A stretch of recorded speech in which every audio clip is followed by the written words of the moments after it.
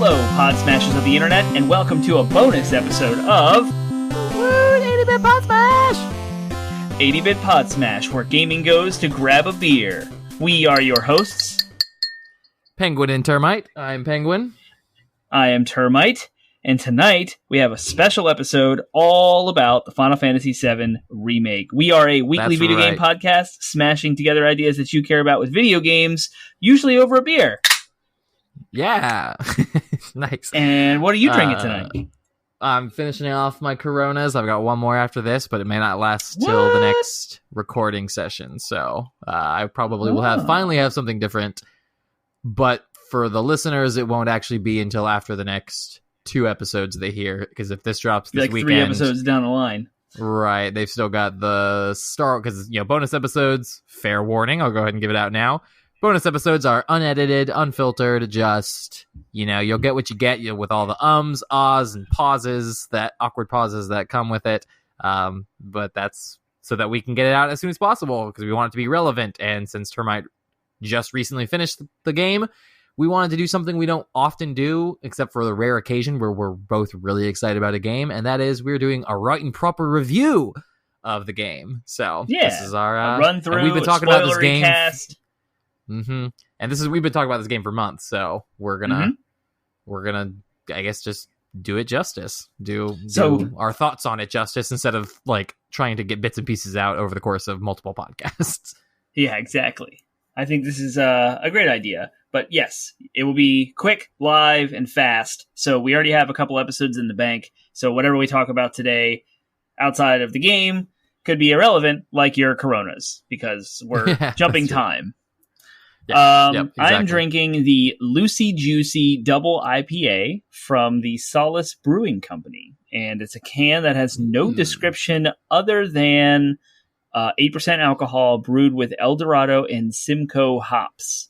Now, it's called Lucy Juicy, which I imagine alliteration, but also they probably named it because of how it tastes. It does have a citrusy, juicy taste. Not as juicy as the Adroit theory I had that tasted like orange juice without the sweetness or the bitters. This has hop in your face. Like an IPA should. Double IPA. And definitely has some fruit juice notes, maybe some grapefruit, maybe a little bit of lemon or something in there. But it's good. It's smooth. It's not too thick. And it is pretty hazy. So I miss drinking beer with you. I miss having the same beer on the podcast. That is, we have made the best out of a bad situation when it comes to recording during social distancing. But that is something I'm looking forward to being able to do with you again, is actually sharing a beer while recording. So it'll be fun. Anyways, we're halfway through this whole thing, right? We've only got a few more, maybe a few more months of this social distancing, and then hopefully the restrictions should be lifted. And as the restrictions lift, everyone's convictions come to fruition. You've got people that don't give a crap and they're out in the wild. You have people who give more of a crap and they're staying home longer, and then the gray area in between. I just hope we don't judge each other, and I hope everyone's happy and loves one another. Not you and me. I mean, the global everyone. No, I think that we'll we'll just talk amongst ourselves what we're comfortable with between the two of us in regards to recording. So I won't speak prematurely, though, because I have no idea what I'll be thinking when it gets to that time. So we'll see what the experts think, because ultimately where I'm going to land.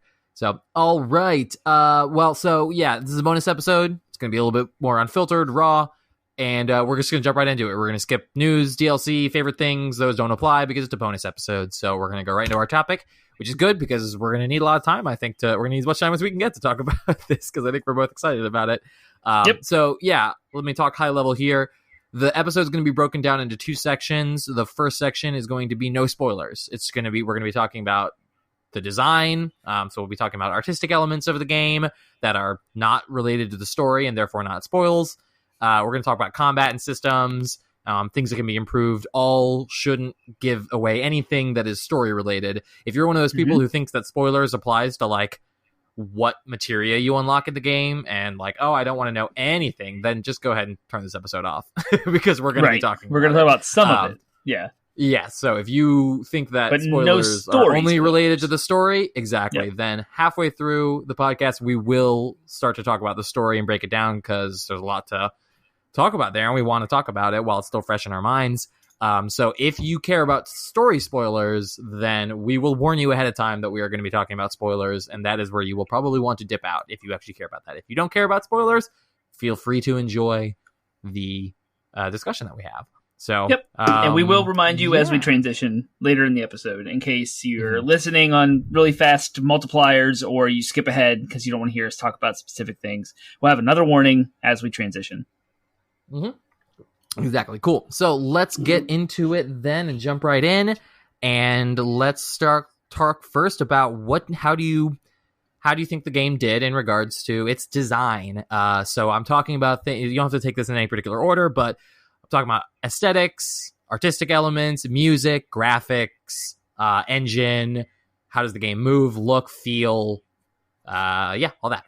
I will start by saying it's absolutely impossible for me to divorce this game from the original. So all of my comments, everything will go through the grid of what my expectations were based on the original game. I just want to throw that out there from every perspective you can analyze this game from, whether it's technical, if it's narrative, if it's characters, plot, whatever. It's all going to be through my love of my single favorite video game of all time, the original Final Fantasy VII. So does that still, that's the question I have for you really quick before anything else. Yeah. Is the original still your favorite over this game? Yes. Okay. All right. That's all I wanted to know. Yep. This game did not dethrone it. That's it. That's all. The podcast over. Shut it down. All right. Good night. Everything we just said, forget it. Yep. So design perspective, artistic elements, music, aesthetics, graphics, technical. It was a solid AAA game. One of the more polished releases coming out of the Square factory in a while. I think Square is on an uptick. Kingdom Hearts 3 was pretty solid. There had its holes and its plot problems and stuff, but from a game design perspective, what you're actually doing, how you're engaging the player, how do you respect your player's time, the pacing, and what you're doing in the game, I think all of that is great. I would actually, if I had to put a number to this entire game, I'd rate it an 8 out of 10. And They lost 2 points for 2 reasons. One was the narrative, and another one was a technical defect where textures didn't load, which you mentioned in your notes. Yeah. It's not that they didn't load, it's that they had bad textures. Like, that was the file on the hard drive. You loaded it up, and it was just this blurry, low-res door on your apartment in Chapter 3. And that's not a spoiler. I'm sorry if that's considered a spoiler. Then no, maybe our definition of spoiler is different. Anyway, so frame rate was rock solid all the way through. Super polished UI. It felt fun to play. The combat system was deep, easy to learn, ridiculously hard to master. Typical JRPG game mechanics. You have your gear. You build up your characters, you level up, you learn abilities through materia, which is reminiscent of the original game. You can customize your characters to have any combination of magic. You can boost your characters' HP. Don't MP. go into too much detail. We'll be talking about that in a little bit. I want to focus mostly on the look and feel of the game from just a pure look and feel. So it's third person action. You mash square to fight. You pick your skills through some menus that pop up. It kind of pauses the action so you can pick what skills you want midway, or you can do little hotkeys to do it real quick. Once you learn and get the hang of it, it's very fluid. It's very action oriented. It's ridiculously action oriented, actually. Sparkly and fun. It's a very fast paced game.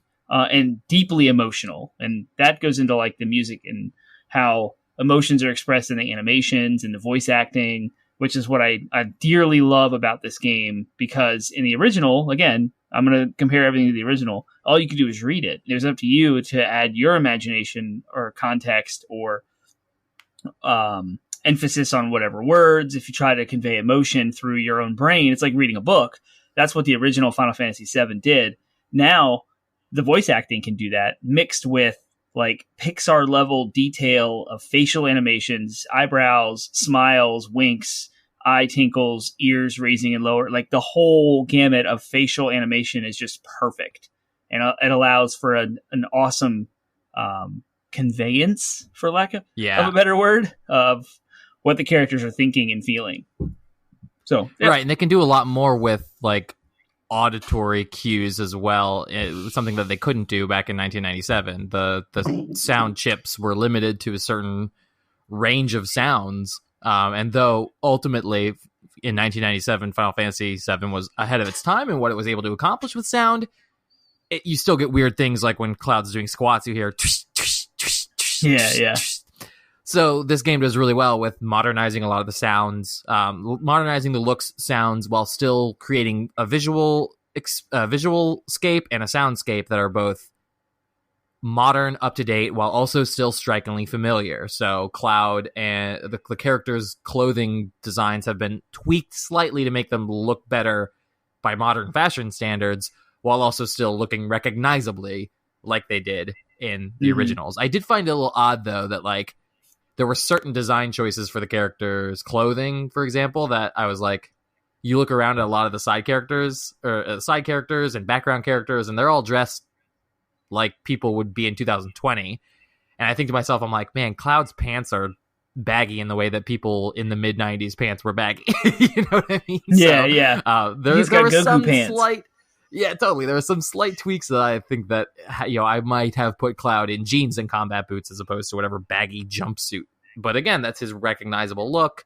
There were characters like Rufus Shinra, for example, I'm like, couldn't his look have been served just fine with a white trench coat as opposed to the weird conglomeration of belts that he's wearing that aren't even really necessarily what his clothing was meant to convey in the original? I don't know. There are some I should say identifiably Japanese choices made with some of the characters. Oh, absolutely. Yeah. But yeah, I mean, to kind of piggyback off what you were talking about too, I think that the thing that struck me the most in regards to the artistic elements of the game was single-handedly the music. I talked about that before in one of my favorite things. Uematsu is a complete master at music. I thought specifically two songs that like stood out that haven't gotten out of my head. The classic scene, I can talk about this because it was in the original, the classic scene where Cloud rides in on the motorcycle and saves the day when Aerith, Barrett, and Red 13 are pinned down. The music that he did for it's the Final Fantasy theme, but it's just like pumped up in such a way where it's just like it's like da da da da da da da da, just emotionally is like all the feels. It's so good. And then there's one of the fight music songs for one of the bosses. It's a couple of the bosses, like they kind of rotate. It's not the same boss music like it was in the original. They kind of rotate through a handful of different musics for bosses and battles. And it's the one that I know identifiably. The one fight that I know for sure it's in is Leviathan. The summon when you're fighting him, the music it's like la la la la. It's just so epic. It just every time gets me pumped up. And then One Winged Angel's all a treat. But yeah, you had mentioned that I had a note about the textures. That's why I was curious. I was wondering if it was the same on PS4 Pro. It seemed like 80% of the time the visuals were gorgeous. Whenever it was a main character, their models were impeccable, like to the finest detail, down to the single most hairs. Everyone was impeccably rendered. But then you had weird random characters who looked like they came out of a Ken doll factory, and you're like, ugh. What? Plastic monstrosities. Like, that's a PS2 model right there. Yeah, there were textures where you're like, there was, I think it was the chapter where you're climbing up you're climbing a ladder and you see Midgar, like the slums in the background, and it's all grainy and stuff. And it's like, was that a stylistic choice to try to imply like the smog, or was it just they didn't have time to properly render the background? Yeah, I wonder that too. Yeah, so there's Digital a lot. Foundry does a great deep moments, dive into all that. That's awesome. Yeah. There was a lot of moments that took me out of the game because of that. But yeah, that's all I want to talk about with that. So now we can get more into the nitty gritty of the combat and the systems. You were starting to delve into that territory when talking about the specifics of combat. Yeah, so let's dive into that. I thought that the combat really started to click about 5 or 6 chapters in when you started to unlock more skills. I'm not sure if I agree with you necessarily that it was easy to learn, hard to master. I actually found it kind of hard to learn. I found it hard to really figure out how to use the character, how to switch between them effectively, how to use each one effectively. And part of that's because you don't really start to unlock their different abilities until later in the games. You can equip them all with the same like 2 spells you have available to you at the beginning of the game. So it's like, okay, well, does it really matter if I put fire on Cloud or fire on Tifa? You know what I mean? You don't really learn that until later in the game. Right. I was just talking about it's easy to press square to fight, and initially you have like the call outs in the fight, like with the first boss, or like, oh, he's weak, use magic. Oh, okay. And I see. Yeah. like it holds your hand through chapter 1 to make the combat system usable. You're not just like flirt. Like you say it's clicked for you 5 or 6 chapters in. There's a chapter where you go into the sewers. And that's 9. Chapter 8, 10. Chapter 10. To 10. Me, there's a fight in chapter 9 and there's a fight in chapter 10. Those 2 fights are back to back, and they are the weed out fights. At that point, you will learn the game mechanics of how to combat. You will learn how to switch between characters, and or you will die. have to do it over and over again. Yeah, that's it. Yeah, and that's where my eyes open. So I functioned through the first 9 chapters of the game in normal mode difficulty, not really dying. I knew I wasn't optimized. That's what I meant by easy to learn, hard to master. Gotcha. Yeah. Cool. I'm a little bit mixed on. So I expected, based on my expectations of the original, I expected that I knew there were going to be points where they would force you into a certain party composition, because again, that was in the original, especially during the Midgar section. Sometimes you're with Cloud. Sometimes Cloud is with Barrett. Sometimes Cloud is with Tifa. Sometimes Cloud is with Barrett and Tifa, and sometimes Cloud is with Aerith. In the original, that's how it is. But eventually you get to the point, even in the Midgar section, where you can select your party based on the available options. So I expected that at least near the end of the game, I would get to that point where I'd be able to select my party. I discovered that you are literally not able to select your party until you get to like the Coliseum battles and the VR battles, where everything else is dictated by story. Yep. Everything's dictated by story. So I have a mixed feeling about that for 2 reasons. One, I want the freedom to choose on the one hand, I want the freedom to choose my party comp based on the characters I like and the characters that jive well with me. On the other hand, I was glad that everybody gets a fair amount of their own screen time and a time to shine. So yeah, but I'll talk about why that might get problematic later on. But that was a feature that I was a little bit torn about.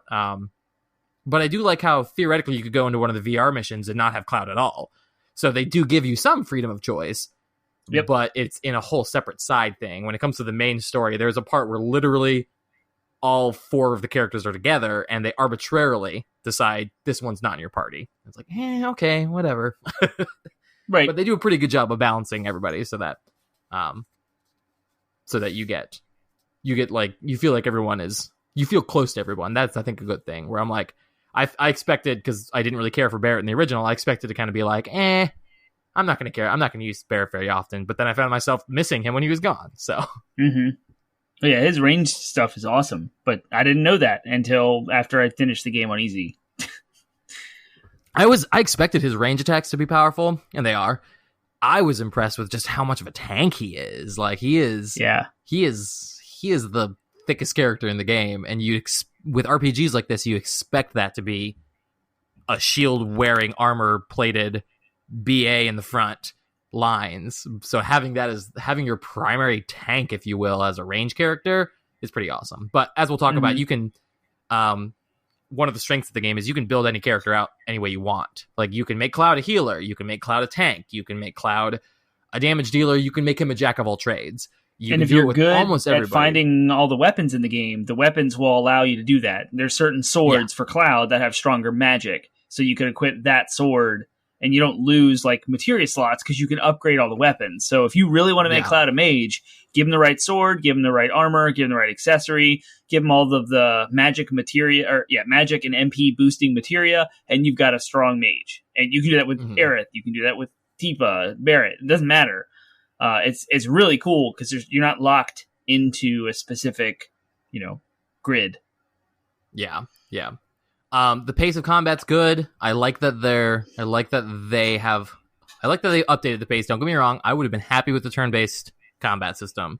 I'm playing through Stick of Truth right now, South Park Stick of Truth now, as my cooldown RPG after Final Fantasy, and I am just adoring the turn-based combat.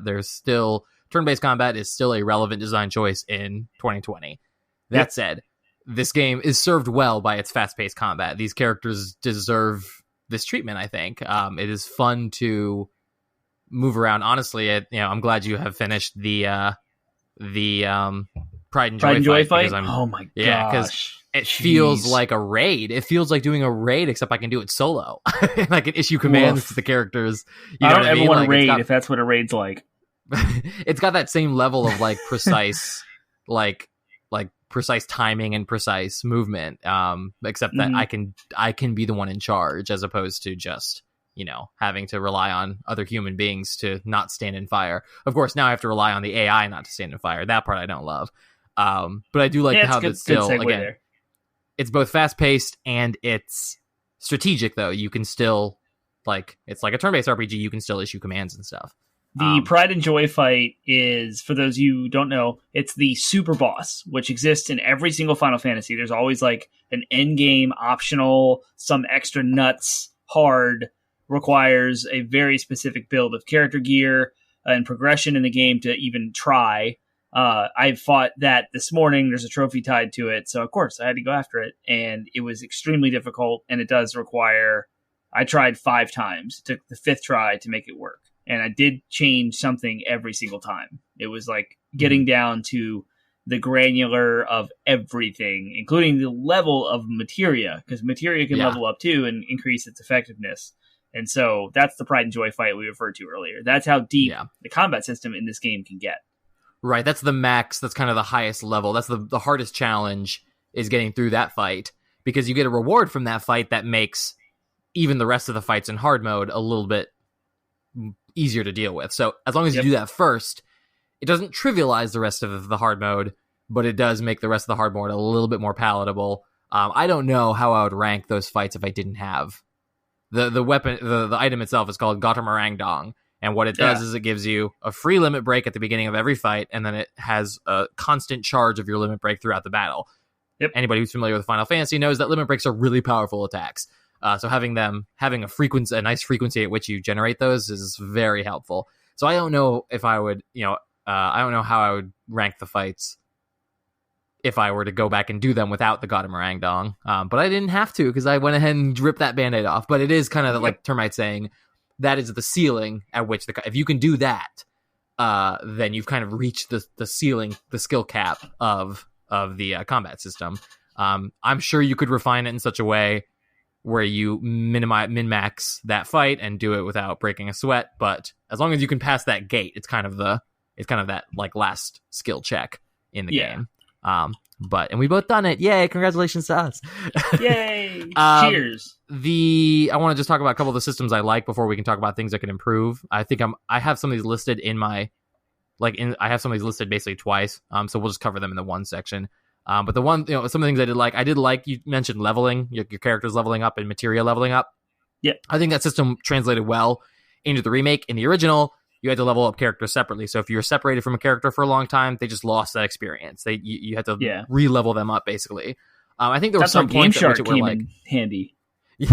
Yeah. So I did like how the characters all leveled up together. So even if they were apart, even if they were removed from the story for a time being, when you got them back, they were more or less matched with the characters. And I tested this when I got to the trophy where I had to get to a character to 50. As I leveled up even when I had all the characters available to me, right there, but I had to leave one out while I was leveling them in the combat simulator. I noticed that my highest level character, when they would level up, all the other characters would match them. So there was some catching up. So they didn't make you have to grind out the XP, which is awesome. I think the AP was very the fact to give the triple AP at the end of the game was great. And, AP is I think it was a smart ability points that you put it to level up materia. It's a different, so every enemy you kill drops experience for your level and then AP for your materia. Right. It's just 2 separate flavors of experience points. Is all right. We talked about this in our progression system. It's still a bar that you have to fill up in order to get more stats. But I do think it was smart to, in the original, basically when you maxed out a materia, it cloned it so you could get a copy of it. So that was one of the motivations for leveling up materia. Yeah, that's not in this game, but I think it's a smart decision to leave it out. No! The fact that there's only one Magnify in the entire game when all materia existed in Final Fantasy VII in perpetuity, it drives me insane. You can only I know. I think it's smart because it forces you to make smart decisions. You have to choose whether you want all connected to a barrier, You have to choose if you want all connected to heal, which is almost always the safest option. You have to choose. You could choose to build your characters in such a way where you attached all to a spell, and if you had a bunch of enemies that were weak to ice on the map, you could cast ice on them all at once. And so I think it was a smart decision because it forced character builds in a way that the original, you could answer that by just grinding out AP on the side. It just comes back to that question of, we did. It comes back to that question. Is it better designed to have it be that time is always the answer, or do you want skill to be the answer? In an RPG, there's a bit of balancing. You want players to be rewarded for their time, to feel stronger over time, but you also don't want to trivialize things by making it just an answer of who sat there and grinded out the longest for the longest Maybe amount of time. It's the old school JRPG fan in me, but I love the idea of grinding, like spending lots of time to boost your characters so strong that the game becomes easy. I used to do it all the time. Like in the original Final Fantasy VII, I would just run around on the world map for hours and just level up so high. The next boss fight, not a problem, because I had everything I needed. That sounds like a discussion. Actually, it sounds like a full-blown topic podcast discussion hey, how about that we could have at some point. So we'll add that to the topic list. Well, cool. Well, this will get in some of the more nitty-gritty of that transitions us nicely. That disagreement, if you will, of one of us thinks it's a good design choice, one of us thinks it's bad and could be improved, actually segues us nicely into other things we think could be improved gameplay and design-wise in the next one. So we were talking about grinding. I don't have anything about that. Did you have anything you wanted to add? There's to that, no real way until certain markers in the game. So there's a Coliseum in Chapter 9, and there's a VR battle system in Chapter 17? Is that right? It's originally the VR you first encounter in Chapter 16, but then they move it to 17 when you beat the game. Okay. I know that doesn't really make sense, but that is how it is. Okay. Yeah. So those are the two spots that you can really like grind over and over and over again and not worry about story beats. But the entire game is super linear. Now, again, thinking about the original game, the entire Midgar section of the original Final Fantasy VII is also ridiculously linear. There's no open world until after you leave Midgar. So you couldn't grind in Midgar in the original game, and you definitely can't grind in Midgar in this game either, but it did make it very hard to grow your characters in such a way when you take 5 to 7 hours of the first game, the original game, which is not intended to be hard or difficult at all because it's a tutorial essentially, and turn that into a full-blown 40-hour RPG that has an endgame fight. 40-hour JRPGs that have an endgame fight, you need to grind. Like, you have stuff you got to get done, and that was their answer, was, let's just place this Chapter 9, Chapter even the 17. Decision to... I was going to say, even to make it even to break it down by chapters and making the quote end game a chapter select, that was a very specific choice, a very specific system they chose to implement, as opposed to a solution like most games have, where it's just like, we've designed an effective open world, even if it's an open world that's built of a lot of narrow corridors, like it's still, and you kind of have that at chapter 14 of the game, where you can kind of move freely amongst a couple of the select sectors. It's like the decision not to kind of open that up and allow for players to do a lot of their cleanup activities in a sort of like end game chapter. That was a design decision. That could be fixed in the next one. The next one, it would make sense in the story if the next one is an open world, a fully open world, or at least some kind of semi-open world, where when you get to the end of the game, you can still explore the full world, clean up any quests you need to do, and revisit old towns, etc. Yeah. In this game they could have, I almost hope they almost do a post-game update. They could fix a lot of those issues too in this game if they divorce the VR and the Colosseums from specific chapters and just include a part of the title menu. Like, once you finish the game, I get keeping it locked away until you finish the game, but after a certain point in the game, you should be able to be like, now you can access the VR sims right from your title screen, so that you don't have to go into a chapter and like do the first couple beats of the chapter just to get to the point where you want to grind out stuff. Yeah. That should be divorced. So there are definitely ways they could fix it moving forward. Yep. I definitely did not like... Yeah, going back... Let's do that. Go back to combat. Yeah. I did not like the fact that when I casted a spell, I could be interrupted and wrecked, because that caused one of my 5 attempts at the hardest boss to be a failure was because my team was dead and I was trying to raise someone. And in the middle of that raise, whack, I got hit. Raise didn't go off. That person died. Now I got 2 party members down. Tried to get another raise off on the other one. Stuck in a combo. Juggled. Dead.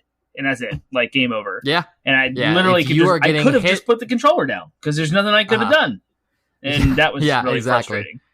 Yeah, if you're getting actively hit by a character or by an enemy, and that there are certain attacks that interrupt and there are certain that aren't, and it's not clear necessarily what attacks do and do not interrupt, because some enemies are able to interrupt with effectively their primary attack. So, you know, a lot of the enemies will have, like, they're about to do this attack and it'll flash over their head right before they do it. It would be nice in the, like, even in the assess menu, when you know, there's an ability you unlock where you can assess an enemy and see what its strengths and weaknesses are. It should list what attacks interrupt and what attacks don't, so that way you could avoid them. But I agree, totally. You know, this is one of the biggest complaints people are having about this game is the interrupt system is frustrating because they don't really set you up for success. And there are a couple ways they could improve it. They could just change how it works altogether and have it so that either they refund ATB and MP if you're interrupted, or allow the character to finish the command after the interrupt. So it's more of a delay. Like, you get knocked back, but then your character, like, okay, I'm going to get up and do the thing that I was commanded to do. That would be helpful. There is some of that in the game. That's the problem. You didn't even know that. Yeah, or maybe you did, right? But yeah.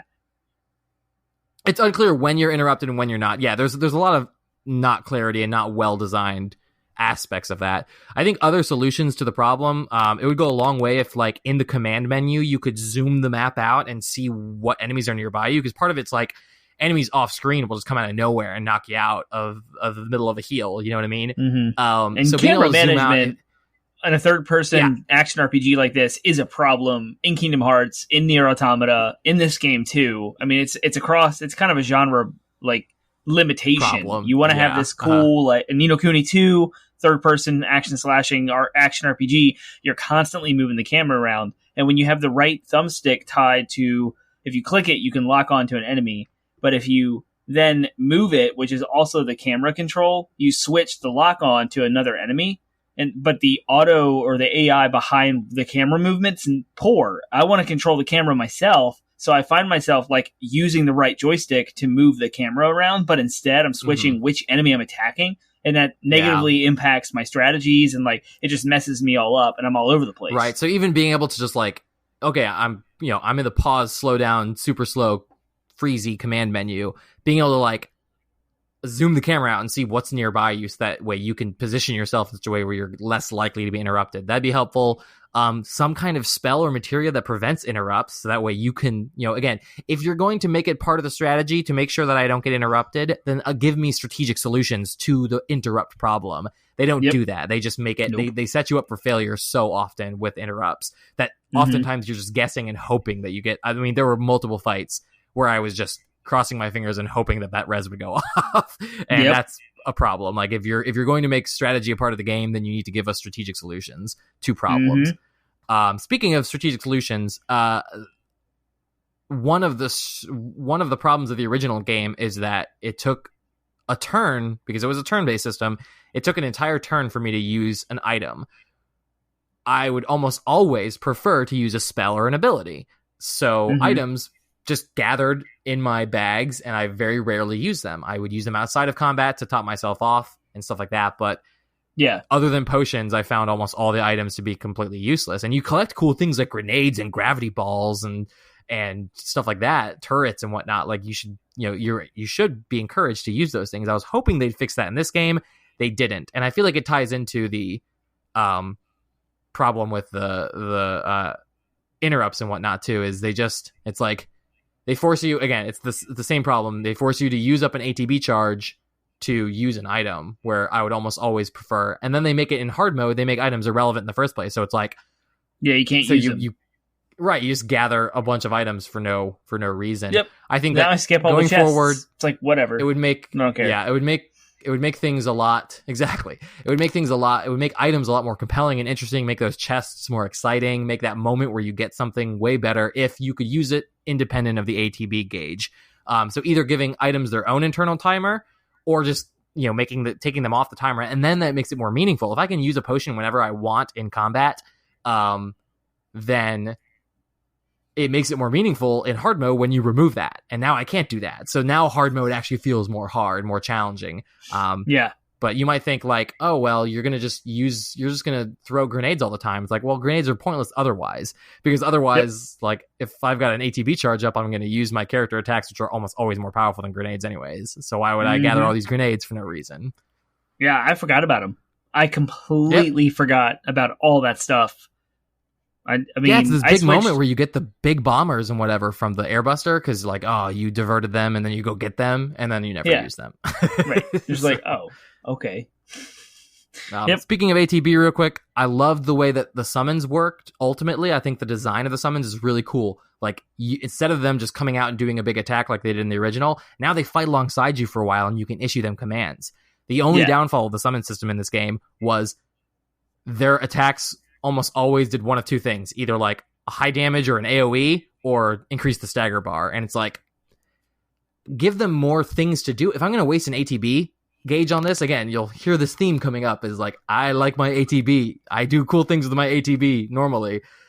To like force me to waste it on a summon attack almost always is not worth it. So like this could be solved by giving summons their own ATB gauge. They have their own internal timer, and you don't waste my character attacks. Instead, that way it's exciting to bring a summon out and to like have them do cool stuff. Like then I feel more attached to my summons because I'm like, yay, you're doing cool, useful things for me. The way the game is now, I just use them for their auto attacks and then their eventual big final blast. I forgot about summons. I didn't use them in that fight today with Pride and Joy at all. Nice. I completely forgot to do that. Huh.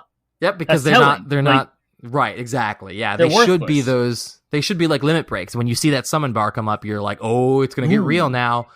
Yeah. But they're just, unfortunately, they're a bit superfluous because you have to use ATB to summon them. You then have to use ATB to make them attack. Give them their own ATB gauge so that way, I mean, I'm fine using ATB to summon them. That seems fair. But then to like have them issue them commands using my character's ATB gauge when I could be using those characters to heal or to cleanse spell effects or to do damage, or to attack something that just spawned, an ad that just spawned on the map. Like, why would I make my summon do that when my character can do it better? Almost always better. So, cool. I think my last design thing that before we start to get into the story, I know that we want to spend some time in there as well. I have some worries about how the party selection is going to work as the party gets bigger. So the original Final Fantasy VII had 9 playable characters, right? Am I counting right? Okay, yeah, a cast of 9 characters, and there's some great characters to choose from. And that was always a hard choice. Yeah, so it was always a hard choice to choose between those characters. So, but it's also going to be hard if you do what you did in this game, where you force split the screen time. Then when you have 9 characters eventually in the game, it's going to feel like those characters are like that you're forced to that you're just forced into accepting, I'm going to do chapters with Kate Sith, even though he's my least favorite character, and I'm going to have to deal with that. I don't know. And then that's going to take away time from Red 13 or Tifa or characters I actually care about. That's what worries me, is like, how are they going to deal with party, selecting the party? There's a bunch of different ways that they could do it, and none of them feel great, if that makes sense. In this game, they sort of gave us some insight. Red 13 was not playable. That was it. Like, that was the last, right? Yeah. But in the original game, the first, Midgar section that we see in the remake, the character beats are exactly the same. You separate Cloud from Barrett and Tifa to meet Aerith. You have just Aerith in your party. Then she gets away, and there's Tifa, and there's Barrett again, and you do the Sector 7 stuff. Right, you have a section with Tifa and Aerith as well. So it goes Cloud alone, then Cloud with Barrett, then Cloud with Tifa, then Cloud with Barrett and Tifa, then Cloud with That matched Aerith, the beats of the original game Aerith, identically. Identically. In the original game, you go into the open world, and they're all with you. You get to pick who you want to fight with, but for the most part, the 9 characters travel together, and their dialogue is not different based on who you have in your party. And I don't see them doing that any different. It makes sense to just do it that way. Cutscenes happen, right, but all 9 of you are there. Then from a design perspective, you have 2 choices as a designer. Either you arbitrarily force party makeup on people, but they don't a need la to. the part in the game where, like, again, the part in this game where they arbitrarily decide one character is not in your party when they're physically there with you. And I'm not talking That's about Red Red 13, I'm 13, talking right? about another character. Oh? No, there's a part where they force Barrett out, even though Barrett's literally physically there with you, and you just arbitrarily have Tifa and Aerith when it would make just as much sense to have Aerith and Barrett. You know what I mean? So they either do that when the party's all together, traveling together in parts 2, 3, 4, whatever, however many more they're planning to do, or they give you the option of choosing characters. I lean towards that because that's the way it was in the original. But I don't love that either because I'm starting to care more about characters I didn't, care for, and making those choices are going to be hard. But I guess it's less bad if they keep the system of having the characters level up with you. I would prefer. Oh, another thing they could improve is loadouts. If you could like make preset loadouts so that when you have this character in your party and this character, you could just be like, okay, managing now you're doing this loadout. And Because having to manually. There was chapter 17 when they actually switch you back and forth between parties of 2, and I had to manually change my materia every single time they switched. Oh my gosh, it was irritating. So that's another thing that could improve. But cool. Are we cool with where we are? Do you have any other final thoughts before we get into this story? Spoilers? Let's do one last high level. We just critiqued at the most granular level possible of this whole game. Before we jump into spoilers, let's just like high level. Is this game of the year? Is it good? What would where are you at with it? Like, did you thoroughly enjoy it? Does it suck? Like, where are you at? Yeah, I think it's a great game. I mean, from just a game, if it was not Final Fantasy VII and this was JRPG 3, the fourth, you know what I mean? Like the JRPG ending, like I had fun with it. It was viscerally fun, independent of the nostalgia of the story, of the music, everything. The gameplay was very compelling. I enjoyed the strategy of the combat while still being incredibly fast paced. I enjoyed that it was different from other ARPGs, where it's a little bit more real time. It's a little bit more spammy button mashing. I mean, I like how you could slow down the combat and make choices. That all felt very good to me. And I had a blast with the game from a high level perspective. And I think I can say that is independent of the nostalgia of it being a beloved classic. Yeah, I agree. This game is so far my game of the year, but the only real contender was Doom Eternal. So between the two, this game is a lot more story, a lot more depth. So I'm going to gravitate toward that anyway. Yeah. But the presentation, to me, is just, there still hasn't been a patch. The game's been out, 20 days now? No patch. There's no bugs. It doesn't crash. It's polished. It's good. It's technically sound. Like we talked about the music, it adds to the game. It adds to immersion. It invokes emotional responses to characters. The pacing of the story is not 100% perfect. Again, I would rate it an 8 out of 10 overall. I think the side quest pockets of padding are that. They're just padding. And you're just like, okay, I'm doing this because they want to make the game longer. And, that's kind of an issue, but it doesn't take away from what this game is. If you're a newcomer to Final Fantasy, you don't have to do any side quests. You don't have to do all these hard boss fights we're talking about. You don't even have to play it on normal. You can play it on easy and just breeze through the game. It's ridiculously approachable. The story is absolutely amazing. Totally worth your time. And yeah, I love this game. And it's a remake of my absolute favorite game of all time. It doesn't take the cake, maybe because I'm just old school. But yeah, Final Fantasy VII Remake is a Termite recommendation. If you've never played a Japanese RPG, this is one of the most approachable ones. And the story is mostly grounded in reality, but we'll get into that with our spoilers.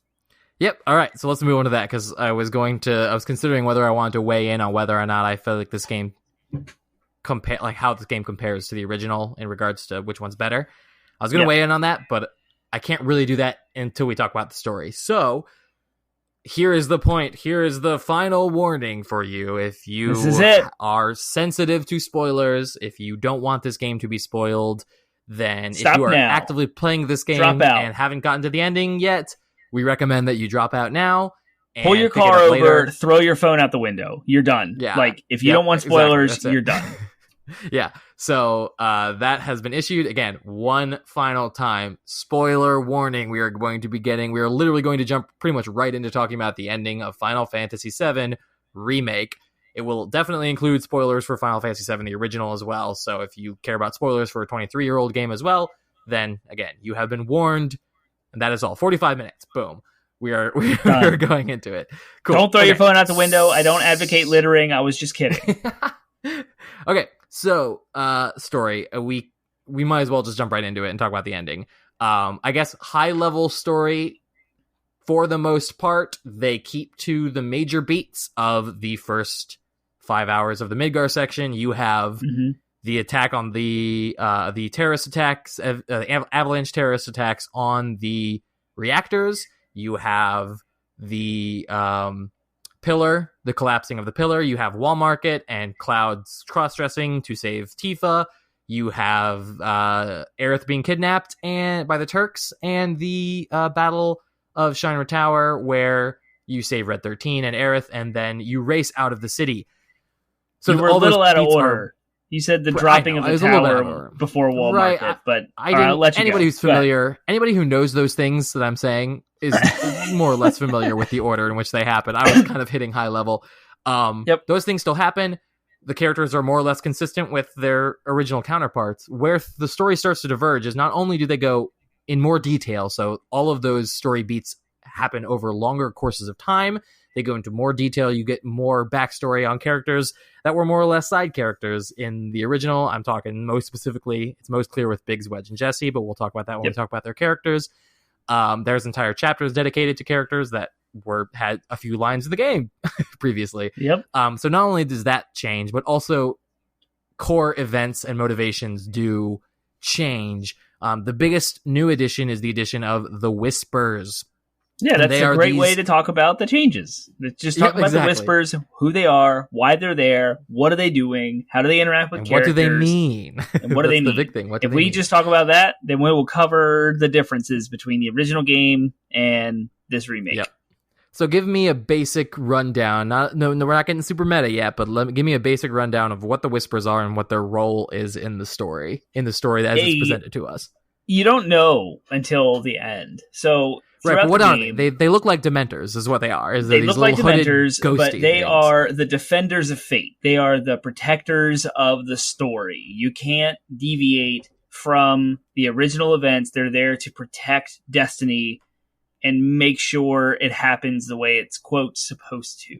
Yeah, and we learned that in the last few chapters. Up to that point, they're these ghosts that seem to appear at relatively random moments in the story, and they do various things from, like, in one case, they're trying to help and save the characters. In other cases, they're straight up attacking the characters. Sometimes they're helping the bad guys, sometimes they're not helping the bad guys. It's, at first, very unclear what their role is in the story and whose side they're on. But you can see them more or less affecting events. The clearest indication of what their purpose was to me, like the first time I was really starting to catch wind of it, was actually with Aerith. And when they attack you or when they appear in the church when you're fighting Reno. Because in the original, you knock Reno back and then you escape. In the new one, Cloud almost kills Reno. He raises his sword to attack him, and then these Whispers push Aerith and Cloud out of the room, almost as if to say, no, you're supposed to be here now. And that is where it starts to kind of come together. That's the first indication you have that they are actually trying to actively prevent things from happening. Deeper Final Fantasy VII aficionados noticed it at the Jesse timeline, where Jesse's supposed to go on the Sector 7 reactor bombing run mission instead of Cloud. But then you come back from doing whatever, and you see all the Whispers attacking the bar, and Jessie hurts her leg because Cloud is the one that's supposed to go to Sector 7. Because maybe it was Sector 5. I'm sorry, Sector 5. Because the Airbuster meeting Aerith, that whole destruction of the bridge and Cloud falling away from Tifa and Barrett landing in the church is supposed to happen. So if Jessie would have went in Cloud's stead, I didn't get that personally until the replay. But that's the first, if you really know your Final Fantasy VII, that's when you know. That's what these guys are. They are the real fans the will say, that you notice it first when it looks like the Whispers are very clearly nudging Aerith in Cloud's path in Chapter 2. When that's true. It seems like she's about to go into a different direction, and they're literally harassing her until she is right in the way of Cloud, so that he literally runs into her like he did in the original. Oh yeah, it's right from the beginning. Anyways, this all culminates at the end of the game. What normally would have ended as they escape on the motorcycle, they fight the motor ball, and they're out of Midgar, and the rest of the game commences, now ends in this big battle against the Whispers themselves. They all merge together and form a giant Whisper god, harbinger of fate thing that you fight, you kill, and then the Whispers' influence on the world of Final Fantasy VII disperses, and it seems like it does so across time. We'll break that down in a little bit, but the big deal is the characters literally defy fate.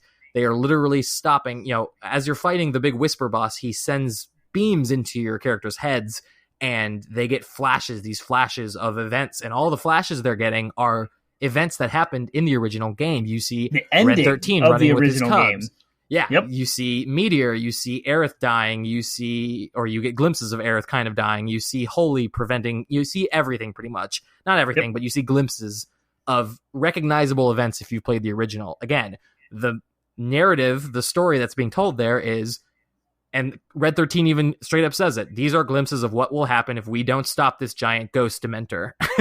He doesn't say it in those words, but that's the implication. So it literally is, what the characters are doing is they are defying the original ending and the original story of the original game. This game is literally, again, this is not just a retelling. This is a reboot. And so I take back what I said a few episodes ago in our podcast, where I said this is not really a reboot in the traditional sense. It's a reboot in the Star Trek 2009 sense, where the Star Trek movie, a character goes back in time and changes the events of the original timeline, thereby creating a new timeline. That's what's happening here. A new timeline is being established. And it was established from the very onset. Like you just mentioned, the Whisper's existence in and of itself. This is where we get meta. The Whisper's existence in and of itself is a different timeline.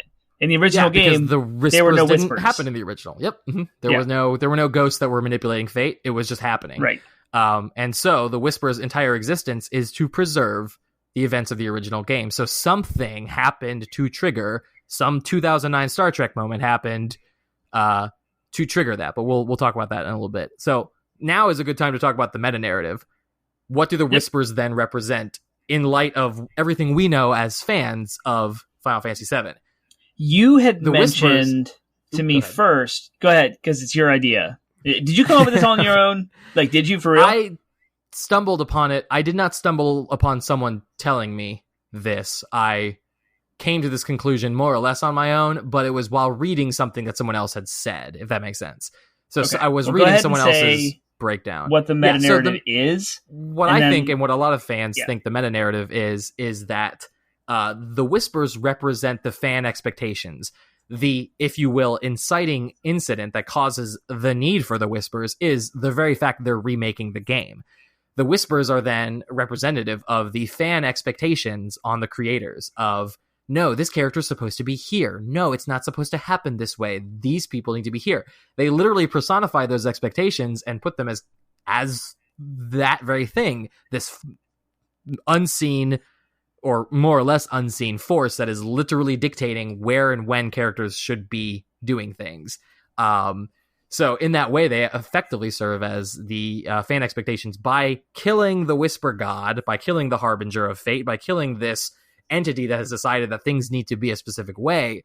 The creators are effectively saying, we can do whatever we want with this remake. We are the ones who decide fate. We are not going to be beholden to the expectations that people have on what this remake is, where this remake will go, what the story they're trying to tell is. I think that's pretty cool. At first I was annoyed by the Whispers, at first I was annoyed by that ending, but when I realized that there was a meta narrative going on, I actually thought that was actually kind of bold and brave of them to do, especially considering how toxic video game fan communities can be. Yeah, it starts with the Star Wars fans, but we're not going to get there. So you told me that, and I was like, oh, that's cool. I thought it was your original idea. But then I heard it on a podcast, the What's Good Games podcast. Brittany Brombacher mentioned it too, and I was like, "Oh, so if you really came up with this on your own, well, no, because she had it too, and I don't know if it's her original thought or if I don't know where it started. I just heard it from two very different sources, and I was like, what? Mind blown. Is that what the creators actually said? Or is that just a lot of people coming to the same conclusion? Because it makes perfect sense. It was a lot of people coming to the same conclusion, because you know what I did? I thought, maybe this is an original idea. I decided to post about it on the Final Fantasy VII Remake Reddit, subreddit, thinking, hey, I think I figured this out.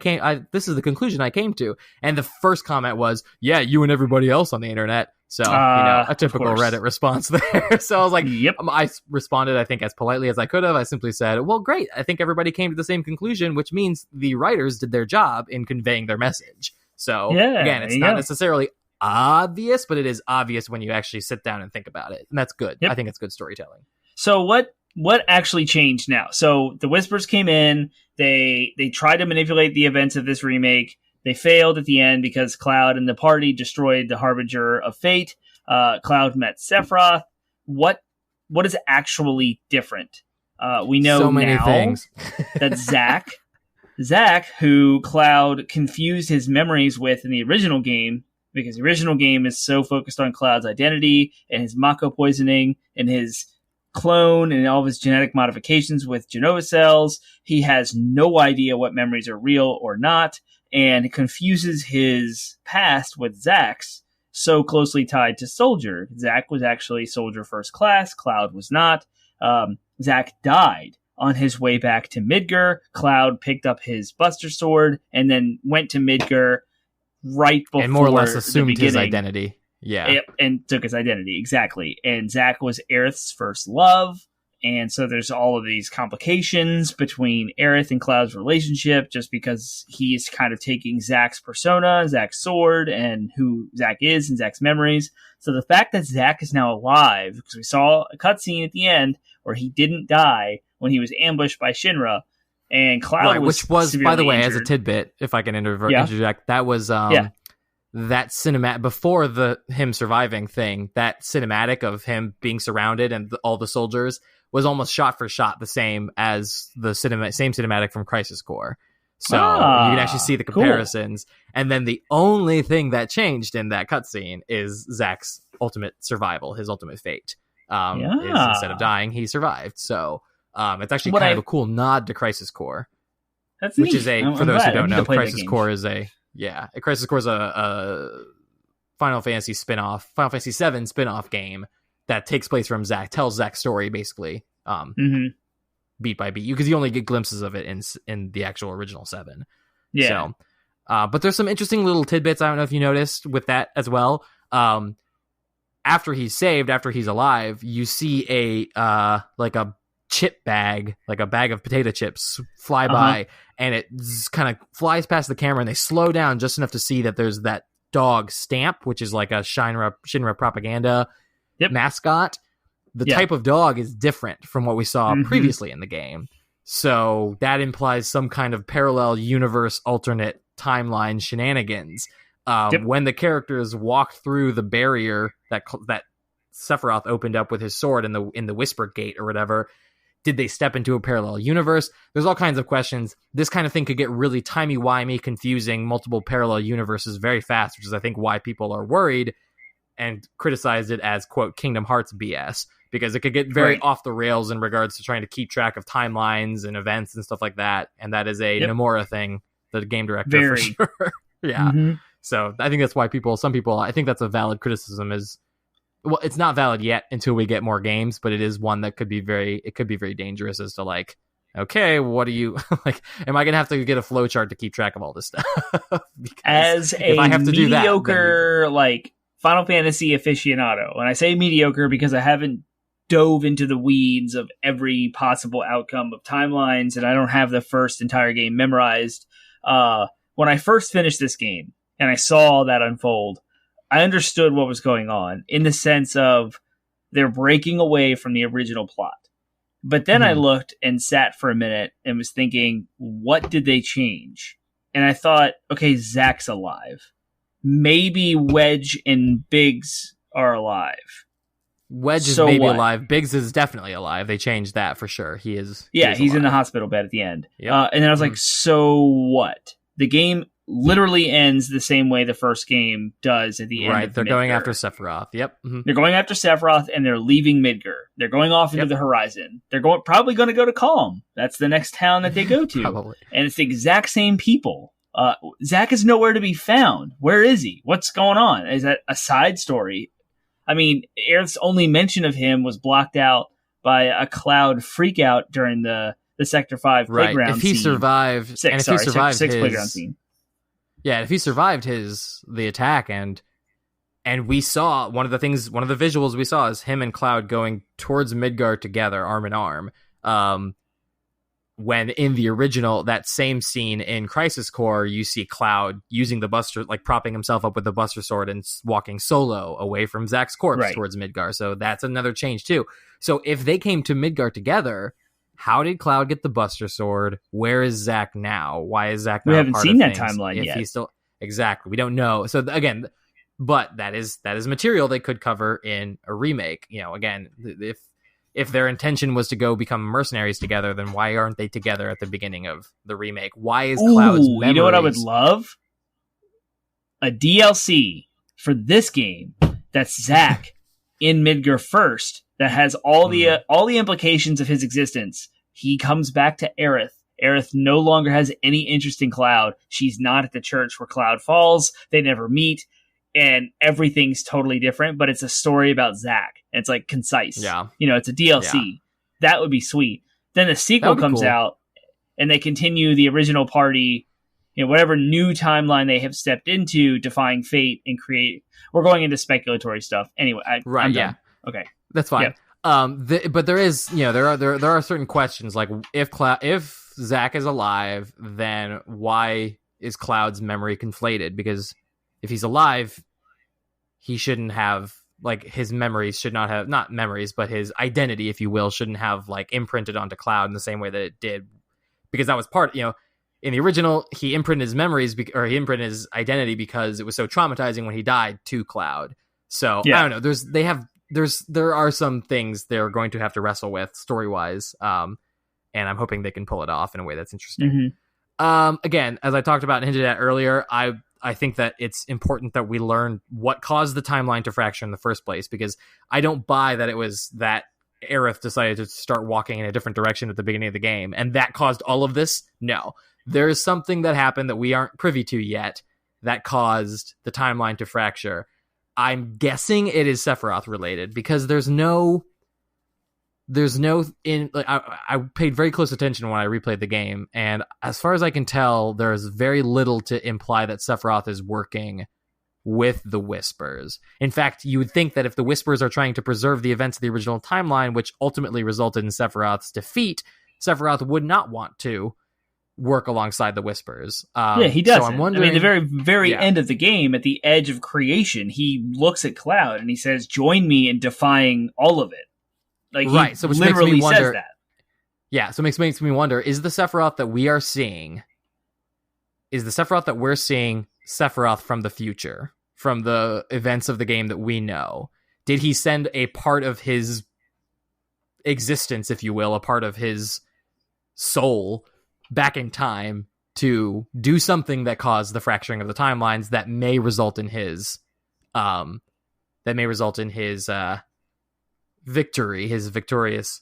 There's a theory out there I read. Who knows what happened when Meteor was destroyed by Holy, and there was a huge explosion, and Sephiroth was killed at Cloud's hands, and there was all, like, you think about Genova and Cells and all. I mean, it's totally plausible that Sephiroth barely survived at the cellular level with some tie into time travel somehow. I mean, that's very Nomura, and that Sephiroth did go back in time to interrupt this timeline to try and, like, preserve himself. And maybe it's him the one that maybe it's him the one. Maybe he's the one who saved Zack. Maybe he's the one who killed the Whispers and saved Zack. Who knows? There's all kinds of possibilities. There is a theory I read. This is not my theory, but there's a theory I read that his ultimate end goal is to actually break free from Genova's control, because he's more or less being controlled by his connection to Genova. So there's a theory that maybe all of this is so that he has potentially his own goals in mind, and part of that is by breaking free of Genova's control. So who knows? There's all kinds of things, but I'm hoping that is explored, because if that's not explored, it's a big open plot hole that worries me, but we'll see. Did you want to take time? I'm fine continuing. It might be a long one, but I'm fine continuing talking about characters, and how they were all portrayed, developed, what we loved and didn't like.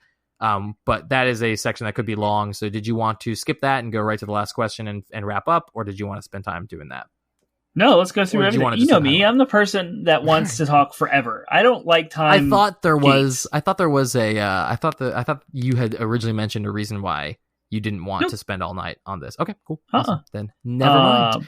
This will not be edited out. So this conversation. There you go. So yeah, we're just going to do character breakdown. What do you think of each of the characters? High level. But what happened to my? One of them is not bolded. So don't forget Tifa. She's in there. But okay, cool. So we're going to go through the main characters. Obviously the main characters, playable ones, but we'll talk a little bit about the side characters, some of the side characters and villains and stuff as well. But so let's start with the big one, Cloud. What do you think about Cloud? So Cloud is if you come at this as a new person, you've never played the original, you never know who the crap is Cloud. What is Shinra? Like, what is Soldier? Like, what? Yeah. Why does it matter that he's first class? Why is Soldier? Why does he say it a million times? Yeah, why is Soldier capitalized? I am Soldier. Okay, Soldier, you got skills. There's like one conversation where he talks about Mako injections. You know that's like the stuff the reactors use to produce energy, and so it kind of ties together.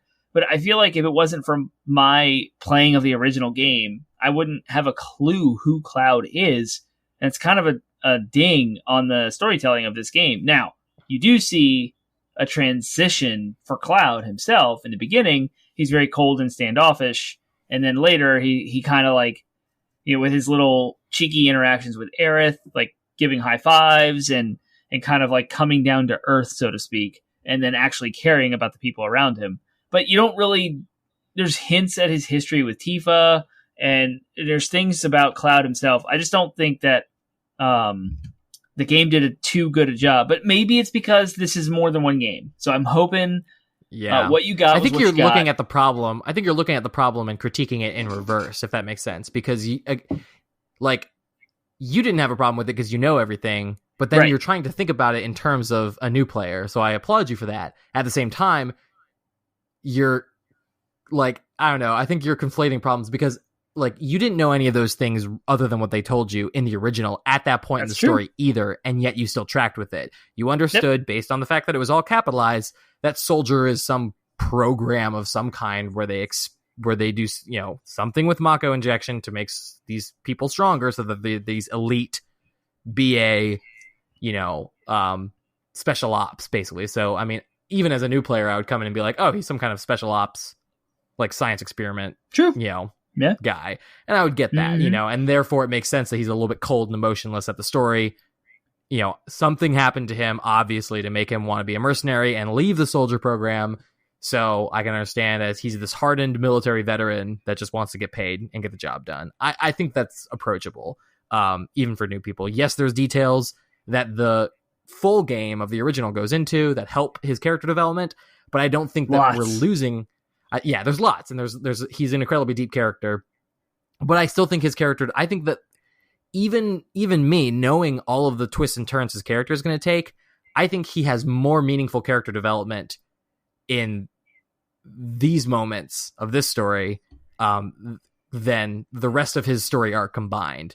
Because everything else that happens to Cloud is in the realm of melodrama, whereas the story of this cold mercenary who just wants to get paid. Again, he keeps saying that over and over. When do I get my money? When do I get my money? Yep. Like going from that, it's almost to the point of annoying in the first chapters of the game is like, I don't care about this guy. To him being this, I mean, the moment for me that really sealed Cloud's character development is when he looks at those kids who are like, we can't afford to pay you for this job. And he goes, I'm offering a special on this particular kind of monster. So if you pay me 3 gil, I'll do it. Like that to me is the first moment where I'm like, oh, he's having actual meaningful development that I can relate to. Again, since we're in the realm of spoilers, I can't relate to having my backstory, my memories conflated because of Mako poisoning and I think I'm a clone to some alien goddess. Like I can't relate to that. I can relate to being being apathetic to people and then having my heart softened because of detailed interactions. So I totally disagree with the critics who say that Cloud doesn't have enough character development in this. I think that his character development in the original game is a bit overblown and in the realm of melodrama in the first place. So I actually like his story in this one a little bit more. Yeah. Cool. Let's talk about Tifa. There's not much to say here. She's bae. She's wonderful. I love her. She is, in this game, this is elevated Tifa. Like, you get everything that Tifa is plus more. I love that she's grounded, she's mature, she knows what she wants, she knows what she's doing, but she also feels trapped. And that was amazing in the early onset of the game when Cloud meets her again. She's like, holy cow, I haven't seen you since we were kids. You decided to leave and go to Soldier, but I haven't waited my whole life for you. I'm going to continue on doing what I'm going to do, because Tifa's not relegated as that female who requires a male to like be worth it. Like that, I love that she is her own female protagonist in and of herself. Like, does not require a relationship to be fulfilled, but she feels trapped. She's dealing with the argument of, I'm trying to do the right thing as this quote eco-terrorist avalanche group, but I kind of don't want to hurt people, and so I don't want to bomb folks, I don't want to blow things up, but I also want to make change that's good for the world. And then you have like this caring for Marlene, which is Barrett's best friend's daughter. That's crazy. And so Barrett's taking care of Marlene, and Marlene calls him daddy, and Tifa is essentially her mom, for lack of a better, she fills that role. Mom, right. Yeah, that role. And even though so she's not in a romantic relationship with Barrett, she functions as a mother to Marlene, nevertheless. Yeah, and I just love that this game dove into, the remake specifically dove into her emotions regarding the bombing of these reactors, her confusion with Cloud's return, how she feels about that, and her own like life track. I've been here for 5 years, she said. Like, I've established a life here. I do water filters. We run errands. Like, everyday life is happening with Tifa, and you can see that fleshed out. In no way in the original game did that happen. Yeah, so, well, and you also, in the original... too. Yeah, it's great. I mean, the original falls into the trap that a lot of Japanese stories do. In fact, it's become its own genre in anime, and it's called the harem genre. And it is where all of the attractive girl characters in the story just love and pine over the main character, despite the fact that he's detached, emotionless, and ultimately unremarkable. You're not given any indication as to why these women love this guy, other than he's cute and we all love him because he's the main character. It's wish fulfillment, effectively, on the part of the authors, and it's become a trope in Japanese storytelling. Okay. The first game falls into that trap. I mean, both Aerith and Tifa are all over Cloud for very little reason given. Mm-hmm. And that continues. I mean, you get a little bit more depth into it when you learn more about Tifa specifically and her backstory, but again, it's still fairly shallow for the majority of the game. Tifa loves Cloud just because Cloud is worth being in love with, despite the fact that we as the players are not given any indication of that. This game fixes a lot of those problems. It's very clear that Tifa and Aerith still adore Cloud and want to be with him. That's still very much present in the game. But like you said, we're given more depth of Tifa's character apart from Cloud, and we are given more of her conflict over her feelings towards Cloud. And those, again, her feelings aren't absent, but her feelings are conflicted. And she's and her dealing with that, the fact that we get to spend more time with her in those moments. Aerith too. They both get that same treatment, and that makes me care for them more, and makes me actually care about Cloud more, because he's in this position where he is forced to care about these people that don't just pine over him for no reason, but still bring out the admirable qualities that they see in him. I think it's actually a pretty cool picture of how relationships are, is because we don't always live up to the idealized versions that people see in us, but sometimes encountering what people think about us makes us live up to those ideals. So I think that's really cool that like Cloud becomes a better person because Aerith insists that she's his bodyguard. Yep. And he's like, I'm a mercenary, not a bodyguard. A bodyguard has a whole different set of priorities, but he chooses to live up to those priorities because Aerith tells him that he is that. And that's kind of cool. Yep, the expectation was set. Yeah.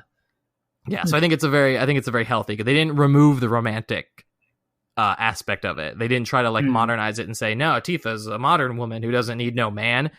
She still obviously very much pines for Cloud, but that isn't all she is. In the original, that's all she was Cloud's girlfriend, but not girlfriend. Well, there's more to it than that, but for a 1997 game, it's easy to think of her that way. Yeah, but cool. Let's talk about Barrett is next. So I'll start here. I was a little bit worried that Barrett would be a caricature of black people. He was kind of that in the original, just the way they wrote his dialogue, very much was kind of caricature-y, and he was always just so, rah, I'm angry, rah, I'm Barrett, and I was just really worried that was going to be the problem, that was going to be a problem, and my fears weren't assuaged by the demo. That first mission, he's at first he kind of comes off as this cool BA terrorist who's just gonna wreck stuff, and then he has that rant in the elevator. Yeah, and I didn't love it. Now after playing the game, I think his performance, the voice actor who performed him, was one of the best in the game. Not only was he a much needed source of comic relief throughout the game, you could just tell that he as a character gets bored easily, and so he just makes these little jokes, and that adds a little flavor to his character that wasn't present in the original. But also, on the other end of the spectrum, when the plate fell and he thought that all of his friends and family and his daughter were dead, that performance, that Marlene, Biggs, Wedge, Jesse, why did you leave me? Like, that is just one of the most heart-wrenching moments in the entire game. And even though you know how it turns out, it's like, wow, it was definitely breathtaking. So I have a lot of, and therefore I cared so much more about Barrett by the time I got to the end of the game than I ever did in the original. And when things, quote, got off the rails, as far as the entire game has like a tone and it fits and it makes sense until the highway, when you go through that and the whispers and that whole thing happens at the very end. Barrett's still the one that's like, what the F is going on? Everyone else buys in. Like, Cloud's in, Aerith's in, Tifa, yeah, okay, we're gonna defeat Faith, we're gonna create our own timeline, we're gonna do our own deal, we're gonna defy all this stuff, Sephiroth's here, it's cool, we're gonna fight him, he's bad. Barrett's like, who? What? And I thought that was so funny. Like, he's the one like anchor back to reality of what the right. I just want to stop Shinra. I just want to save the planet. What is all this? Why is this tiny woman telling me that the only way to stop the planet is by walking through a cloud of Dementors and killing this very clearly anime bad guy? Yep. Yeah. I thought that was pretty funny. I agree. Barrett's great. Do you have any other thoughts with Barrett before we move on? Well, yeah, I love that at the beginning you talk about the demo. I said this on my live stream too. I like how Jesse, who at the time, we know Jesse, Biggs, Wedge, Barrett, they're Avalanche, they know each other, they have a history. That's reflected later in a scene where Cloud's kind of excluded from a celebratory drink. Cloud's an outsider, he's a hired help.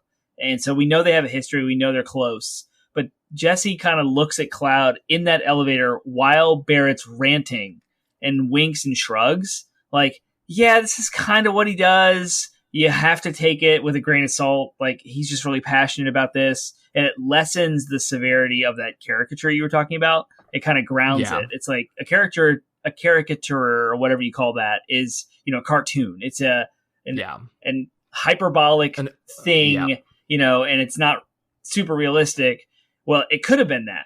But this is a testimony to the voice acting that we have and the animations and facial recognition and emotion conveyance that we have in modern gaming, where just that scene where Jesse looks at Cloud and shrugs and winks him off is like, okay, Barrett is going through something here emotionally, and he's just ranting, and he feels like he's nervous about this mission. It needs to go right. And in this moment, right now, in this quiet space of this elevator where everything is safe and calm, he can just rant real fast. It also serves as a very obvious plot progression thing I don't know what you call that. Yeah, exposition. Yeah, it was exposition. It's plot exposition of what's going on here. But it was both a hearkening back to who Barrett is in the original game, which was a character of Black people, unfortunately, and how we're going to modernize that or fix that from this moment. So yeah, Barrett's and they made a lot of his punchlines. A lot of his punchlines in the original were just things that Black people say,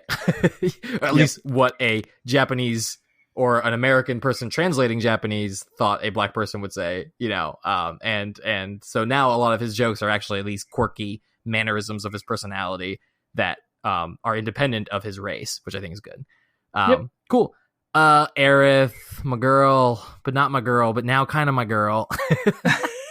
I think I've mentioned before, I always distanced myself from Aerith in the original because I knew her fate. I knew she died. So I never really let her into my party. I always kind of kept her at arm's length. And so I never really had the attachment to her because I never let myself.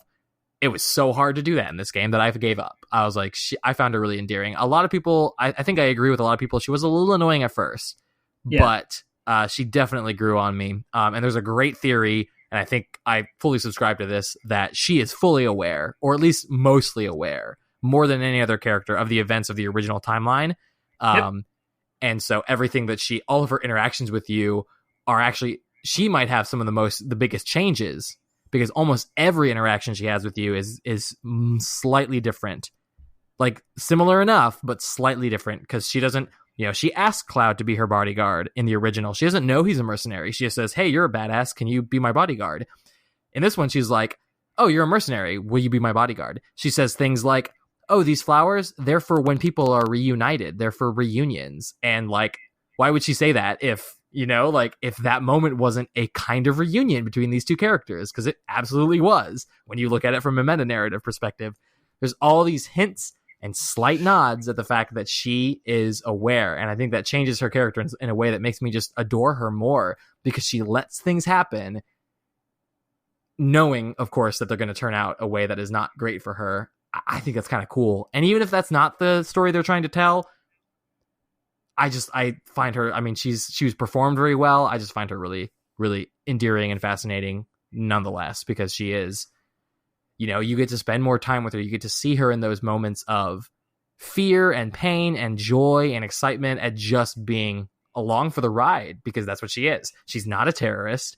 And I love that about her too. Every other character you meet in this game is a terrorist or a lab experiment, has a reason to be in this fight. Aerith doesn't, other than the fact that she cares for these people and she cares for the planet in a way that a lot of the other characters don't, quite frankly. Other than the Turk Sang, I think is his name, had his Sung. Lock on her in the past before this game started. Apparently, she knew she was under the watchful eye of Shinra in her existence in Midgar. But that's the only right. But she was the character least abused. Right. her mother was experimented on and whatnot, but they left her alone for the most part and let her live a happy life. So that's the probably most merciful we've ever seen Shinra been towards person. That's a hard to say. And they were probably just letting it, they were watching her, monitoring her. But anyway, that's an aside. I agree with you about everything. Yeah, she is not as emotionally involved in the plot as everyone else is when it comes to the revenge stories or the anger or been their lives affected by Shinra and their evil actions. Aerith was represented perfectly. She was identical in the original game. They've recreated her exactly the way that I envisioned her. I did fall in love with Aerith in the original game. She was bae. I dated her at Gold Saucer. I forget Tifa. I was not interested in her at all. I wanted Cloud to end up with Aerith forever. She was stabbed through the chest with a giant sword from Sephiroth, and I nearly wept. And because I had no idea that was coming. That was not spoiled for me at all. And I was like, I dropped the controller and just open jaw, what? I can't have this character in my party anymore. She was amazing, and I had spent all this time trying to court her and make her the choice for Cloud in all of my dialogue options. But that was when I was 11 years old. And now I'm 33. Aerith did come off to me as flighty, flaky, immature, over jovial, and didn't take things seriously, and just wanted to play and have fun. Tifa, super grounded, very mature, constantly like emotionally reacting to things in a mature way. And I found myself way more gravitated to Tifa now than I was then. And Aerith almost did come off as like too young, too immature, and too flighty. And Jessie, the same thing. Like, I thought Jessie was too, like, she's joking around and lying and thinks it's cute and funny. And I didn't find any of those like attractive. See, I love them all for different reasons. And Jessie is, we'll talk a little bit more about Jessie, but the thing that's fascinating about Jessie is doing all those things because she's trying to grapple with the fact that she's a terrorist and that she's caused the death of people. And that's the same, more or less the same. It's a similar conflict that Tifa deals with. She's dealing with the fact that she is involved with these terrorists, even though she hasn't necessarily taken the same exact actions that have resulted in the same consequences as Jessie. So Jessie and Tifa sort of form counterpoint to one another. And they do. Yeah. Tifa deals with it by actually dealing with it, whereas Jessie tries to deflect it with humor and whatnot. But actually, I identify with that, so I like Jessie for those reasons. Why you seem to dislike her.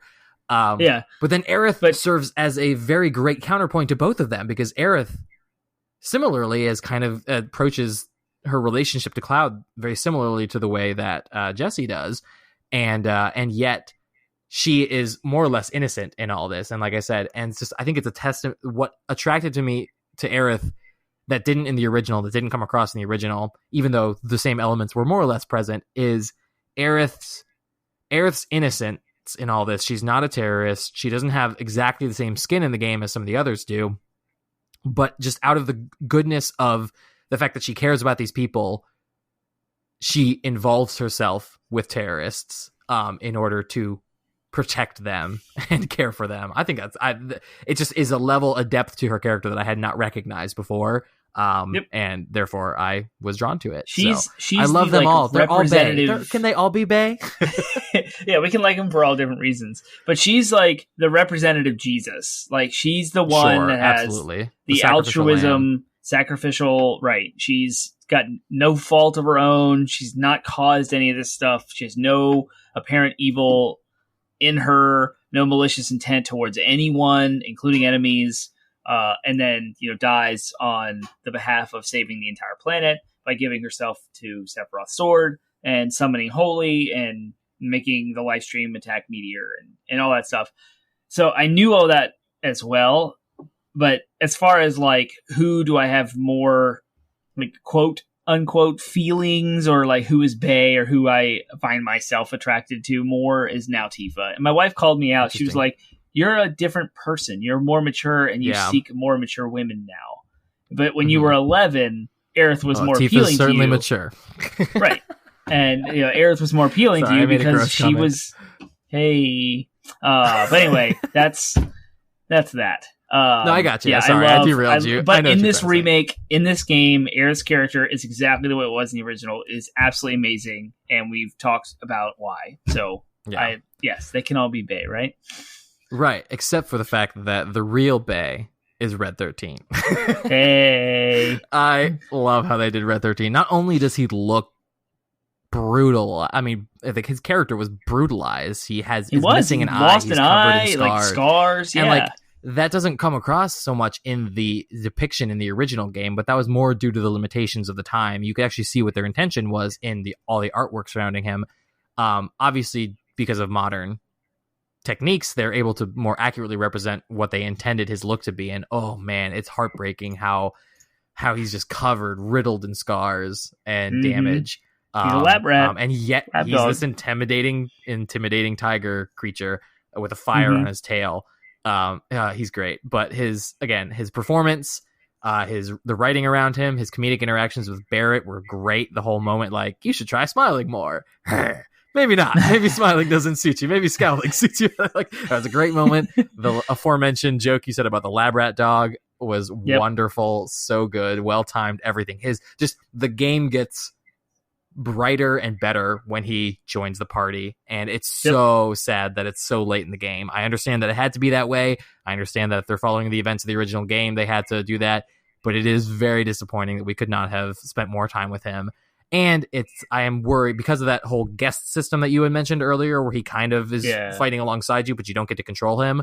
I really worry that they're going to make that a permanent system and that you're going to have some party members. And I can specifically call out, I'm worried that they're going to put Red 13 and Kate Sith as permanent guests, where you get to choose one of them as a guest party member to be with you at all times, but you don't get to actually control them directly. And I think that is a way they could deal with that problem, and it would be heartbreaking if they relegated Red 13 to a guest party member. Yeah, I hope I'd not. be very sad. I hope we get to play him. Yeah, I know he's just so good. He just made everything better. Did you have any thoughts about Red?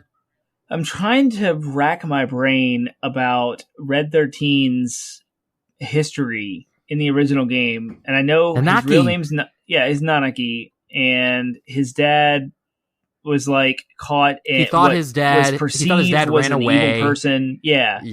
He thought his dad ran away in a big battle. He went off to fight a war, defend his home, and he realized that late in life, and like came to regret his resentment. That's it, of his dad, and like realized that he believed a lie. And there's the old guy in Cosmo Canyon.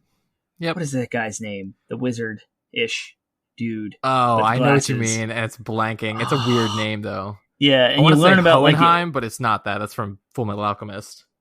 Yeah, this name escapes me, but that's where Red 13's hometown is, and so you learn about the history of the planet. And when they did that slight little Cosmo Canyon lilt in the music, when he like calmed. Again, that's another piece of evidence as to why Aerith knows everything, because she says she has no the whole thing happened differently in the original with Red 13.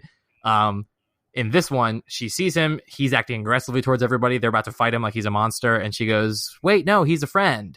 And then touches his head, and the screen fuzzes like it does when people are having memories from the other timeline or whatever. And then he calms down. And in that moment when he calms down and the music goes, do, do, do, do, do, do, do, I was like, I love it. Yep. It's awesome. And then he talks, and you hear his voice acting for the first time, and he's exactly as I imagined him.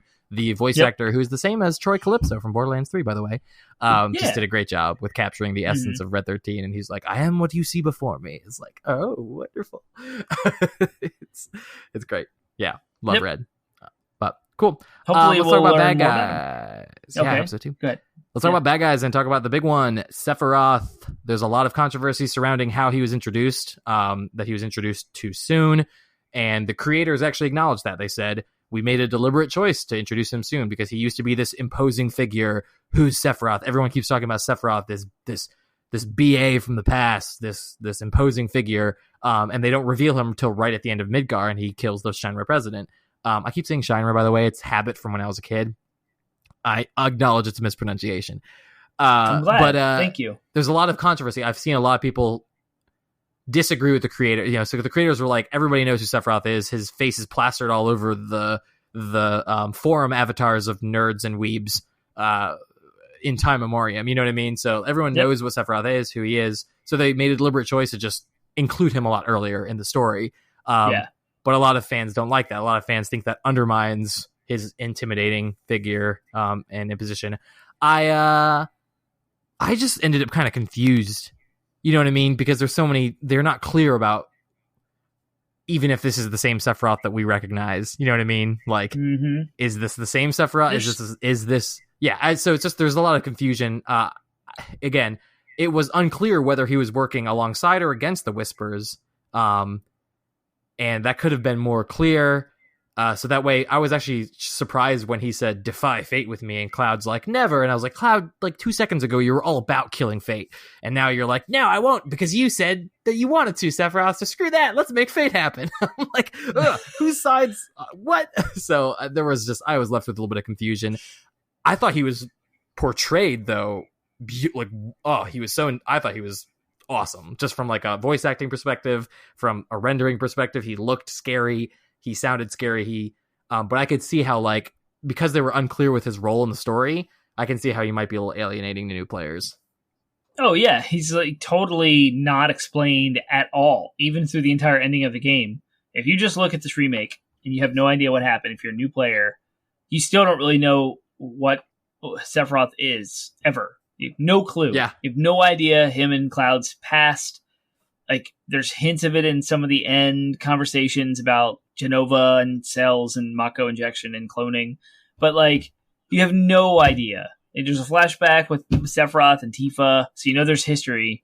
Maybe they did that intentionally so that we continue to play more of the games, but yeah, as a main antagonist, as the driving antagonist of this entire thing, as the final boss fight, spoilers, he is the final boss fight. And I was actually I don't feel like they did enough work to justify him being the last boss, because as of the way it stands now, like I almost think it should have ended on the Whisper. I think the Whisper should have been the last fight, and then they could have like had Sephiroth come do bad things and to give the characters motivation to chase after him.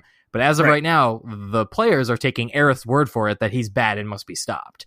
Otherwise, we don't really have an indication he's the last boss. You know what I mean? And I don't feel like they earned that. And they could have laid a little bit more. They didn't have to go out and just explain all the backstory, but they could have laid a lot more foundation. And you know what? The big choice to have him, like, that scene, and what in the original, what made you like, oh my gosh, Sephiroth's a big deal, is when you come up to the Shinra Tower and you see the trail of blood. And then it ends with the Masamune in President Shinra's chest, and his corpse is lying at his desk. Like, that was the moment where you're like, oh my gosh, big deal. And that whole thing was changed. The trail that you follow is Genova blood, because he took Genova from Hojo's lab, and he still kills President Shinra, but not until you have a confrontation with the other characters. So it's just like, I think that just like Sephiroth stealing Barrett in that case is a moment of glory in the original without any confrontation, I think is part of what helped that motivation in the original. And now that's all changed in a way that's not quite as satisfying, I think. Yeah, and we didn't even talk about Barrett getting stabbed and like healed by the Whispers. That's one of the huge... Right, because it was such a tease. It was just meant... that was another moment where I was like, I liked Barrett's ultimate, like his chance to rant at President Shinra. I thought that was a good moment for his character, but it did come at a cost. It seemed like they were just like, we want this to happen, but we still want President Shinra to be killed by Sephiroth. And so they made, like, I don't know, they made a kind of halfway... they didn't want it to happen earlier in the story, so they made like a halfway thing that ultimately wasn't satisfying for either character's arc. And then they had Sephiroth stab Barrett just for giggles, and the Whispers heal him because it's not supposed to happen. Barrett's supposed to be alive. I don't know. I was like, come on, just commit to something. That was feeling like that was the point that where the story started to get a little wishy-washy for me. And it was unfortunate because there were some really good promising moments in there, and none of them were really done as well as they could have, I think. They showed promise, but didn't really deliver. So, any other thoughts with Sephiroth? Yeah, that's it. Cool. Let's talk about Biggs, Wedge, and Jesse. I have mixed feelings. Obviously, I like Jesse's character. I don't love how they, like, I mean, I felt more motivated that she died. I felt more motivated to avenge her. I thought that would have been more impactful if we also lost Biggs and Wedge, you know what I mean? But the fact that Wedge survived kind of undermines that, and then Biggs survived at the end. I thought, okay, well, at least Biggs is also dead. But then having him survive too is like, okay, what are you doing with that? It just seems like you did it for the sake of doing it, and that's unfortunate. Biggs, though, is the single most handsome male character in the game. That's not arguable or debatable in any way. So I liked him a lot more in the... I feel like they did give us a lot better moments with all those characters to make me feel things for them that I never really... I didn't even remember they existed until I replayed it this summer. I really hated Chapter 4 initially with Roche. Yeah. When I first played through the game, I was like, this entire chapter is stupid. None of this needs motorcycle to be here. Attack with the introduction of Avalanche as a bigger organization. Like, that's all it really served for. Yep. Yeah. And Jesse's backstory. That was the one redeeming thing of all of it, was why Jesse more is time involved with Biggs in Avalanche. And Wedge to give you a reason to care about them, because you have spent time with them. Yeah. But Jesse's dad was poisoned in an incident with Shinra, and what did they like try to cover it up? I don't remember. Something like that. The details. But it gave okay, her direct family was negatively impacted by Shinra's decisions, and her dad's about to die, or did die. Dad's dead, right? Yeah, you go into her room, and you see the hospital bed, and there's no body. I don't think it's beeping. No, there's a body there. He's there. You see him, and he's beeping. Okay. He's still alive. And you have to steal a card. That's it. Thank you. Yeah. And so like the death of her father is like imminent. And so she is very motivated to antagonize Shinra. And so that makes sense. Oh, okay, cool. You just kind of fleshed out a side character's motivations. And then the relationship of Wedge, kind of his, like, I'm not good at things, but I'm here and I serve a purpose. And then other folks encouraging him. And it's like, being good at something doesn't look like this. It's just in doing the right thing and at the right moment. And so just go be you and do what you think is best and don't yield to expectations of whatever you're placing on yourself. Was kind of a cool story beat. And then I literally know nothing about Biggs. They implied they implied an association with the kids at the orphanage. And he was an orphanage. Yeah, that's right. Presumably, and then presumably the bed that he was in was in the orphanage. And Biggs has this, or Biggs, they did some character work with him as well, where it's like he's kind of a perfectionist and he works very hard to make sure things go according to plan. That's why that whole thing, he left early for the Sector 5 mission. And so there was some character development with him too, that they kind of did a little bit more behind the scenes because they were focusing more on Wedge and Jesse. But I feel like Wedge's survival, and then he got attacked by the Whispers at the end, and we don't know what his fate is, but it's presumed that he was killed by the Whispers, but they left it open-ended enough that he may not be. So I don't know. It just seems like muddling what would have been a good. I think all of his character development and Biggs' character development, everything up to that point, would have been more impactful if they just died at the Sector 7 plate. You know what I mean? If they had just died there, I would have been happier with that because, again, it would have been a tragic arc for their characters, the same one from the original. It would have also lined up with the original, but with more depth, and that's what I wanted out of that. But we'll see what they end up doing with it. It may end up being fine, but I did like how they tried very hard to add more depth to those characters, and I applaud them for it. I think they were ultimately successful, even if they made some weird choices along the way. So, let's talk about the Shinra execs. We'll kind of talk about them collectively.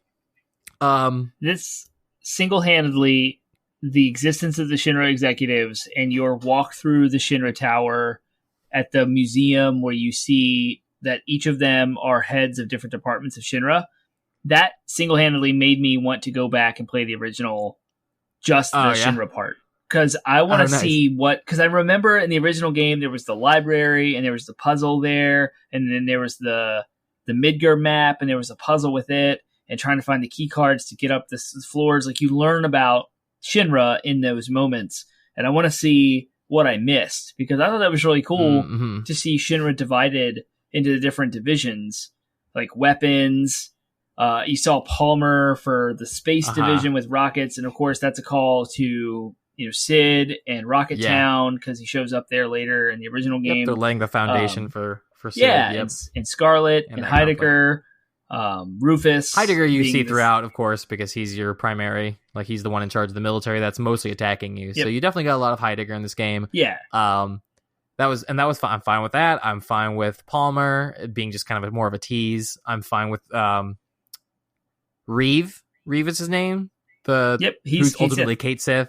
Yep, exactly. So he's the one the sympathetic one on the inside. He's in charge of like the urban development. So when they start destroying his city, he's obviously not happy about that. And so he ultimately joins you, but they're laying the foundation for that.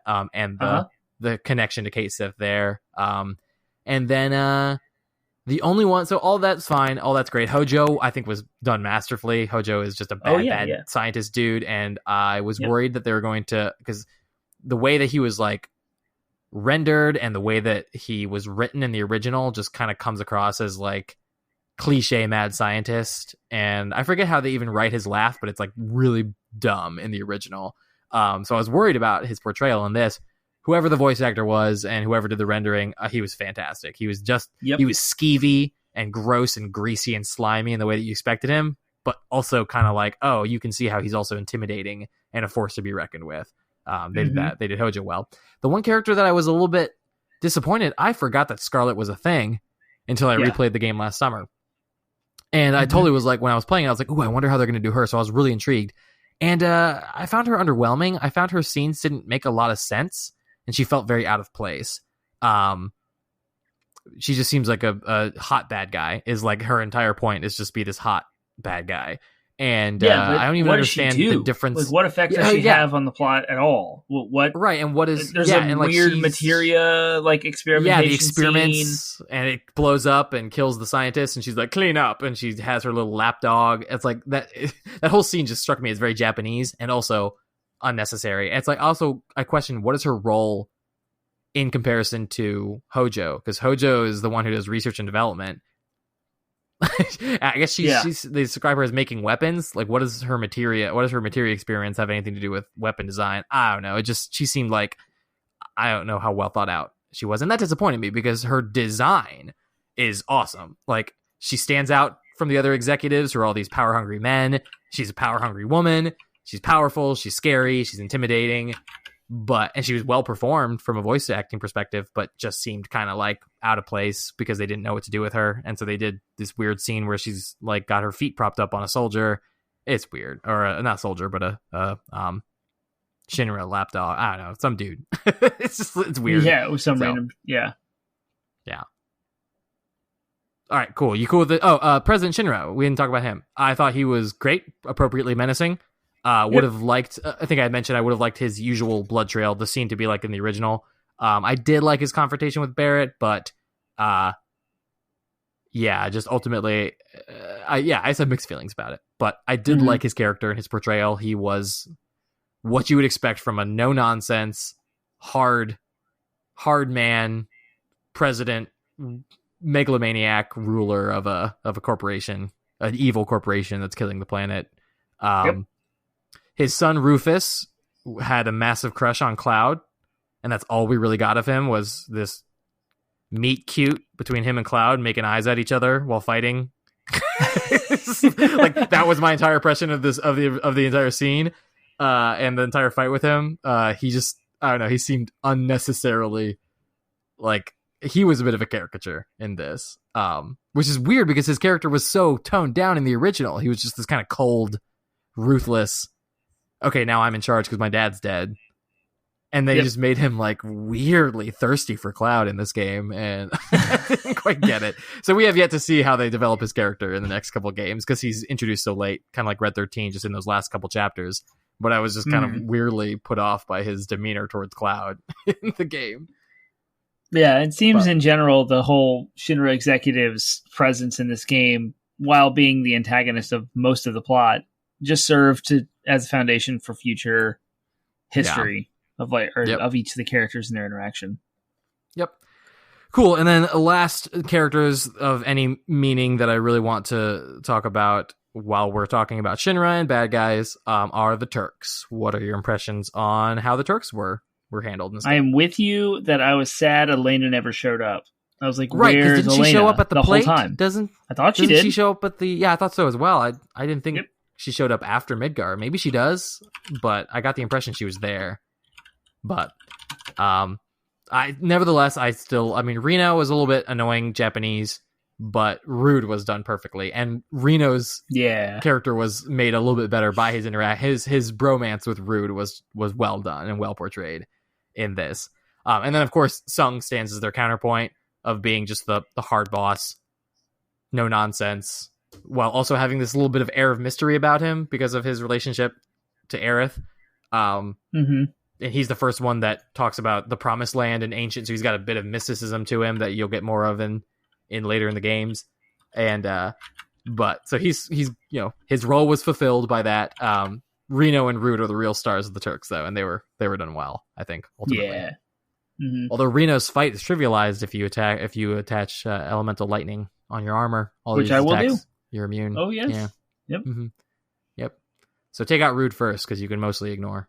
Actually, I had a little bit of trouble with that fight on hard mode. I won't lie, but yeah, which I can't imagine if I had not had material elemental lightning equipped, I would have had an even worse time with it. So, but, I loved. Was it Reno was piloting the helicopter, and Rude was the one that realized Avalanche was kind of on the right side of ethics and morality, and bumped Reno at the end, and like caused his helicopter to steer off and like miss Cloud, like shooting him, and kind of saved his life. And was like reluctant to fight but did because he has an allegiance to Shinra, and so you can see that he is torn internally too between like what Avalanche is doing is what Shinra is doing is so bad. Avalanche's response is not right in the sense of eco-terrorism, but it's but their hearts in the right place. Yeah, they're aligned. Their ends are have merit. Yeah. I love that. The Turks are great because they sort of they add a depth to the overall company of Shin. Again, you get the impression, you get that with Reeve as well, but you also get the impression that like Shinra's just it's a great story because it is. Shinra is a company that does bad, terrible things and has very bad people running it. But the other, there are still good people within its ranks, and that conflict is personified in the Turks. They're trying to do their job. They're smooth as hell. But they also have depth to their character. They have their own internal conflicts of what are we doing? Are we on the right side here? And we're trying to do our jobs, but we also understand and sympathize. I think it's great. And Tifa kind of calls out some of the Shinra employees too throughout the game. She's like, real people work here. Like, we're attacking and affecting their families as you walk through the Shinra building and you overhear Shinra employees on the phones, terrified, checking in on their families. Like, is everyone okay? What's going on? Tifa's kind of, it shows more light on her struggle as well. Yeah. Yeah, it's great. Oh, this game is so good. I know. It's well done. All right, cool. Let's talk then about, real quick, I'll mention, because I teased this, about how I feel about this game in regards to in its comparison to the original. I don't have I love the original. I have a lot of respect for the original, and I totally acknowledge that in 1997, Final Fantasy VII was a revolution for game design. It has not aged very elegantly. It's not pretty, and it's not just that it's not pretty. Some of its systems are a little janky and dated. Some of the way it handles things is intentionally designed to frustrate players in a way that modern game design has tackled more elegantly. And I don't think I think the story is rushed. Much of the story beats you spend, especially in that open world section that, again, was revolutionary for its time. Much of those story beats are really just spent like, okay, we're going to go to a town, we're going to fight some dudes and have like a story thing happen, and then we're going to leave and go on to the next town. And that's the bulk of the game. You don't really spend a lot of time. The only time you really spend in places is you spend a lot of time in Midgar, you spend a lot of time in Gold Saucer, and you spend a lot of time in Junon. Junon, is that the canon town? Yep. You spend a good amount of time in those places, and that's really it in regards to the bigger world. You go to Nibelheim twice, and you hit Rocket Town a couple times. That's fair. Yeah, but you don't really spend a lot of time when you're there. Yeah, and so Costa del Sol, Calm, they're just gone. But you just go. Bloop, bloop. They're just bloop, bloop, bloop, bloop. Yeah. Even Cosmo Canyon, you maybe revisit once, but like the time you spend there is minimal. So, so again, I feel like it moves at a breakneck pace, and you don't get a lot of chance to explore a lot of these character elements. They do the best with what they have, and they do a pretty good job of it in the original. But the fact that they're breaking this out and really diving into these characters, I think is fascinating. So it's hard because I have such loyalty to the original. It's hard to say the words, I think the remake is a better game. But I think in a lot of ways they've learned. I like that it's the original team. You know what I mean? Like the original team is expanding upon their original vision and bringing modern techniques to it. And I think it works. I think it works very well. And I think I will want to play this game again in the future. There's one major missing person from the remake team that was on the original, and that's Sakaguchi. Okay. Sakaguchi is a phenomenal writer. He did Xenogears as well. He has written Final Fantasy VI, Final Fantasy VII. He's involved in the most best Japanese RPGs that are just hailed among the community. Like Lost Odyssey on Xbox 360 was him.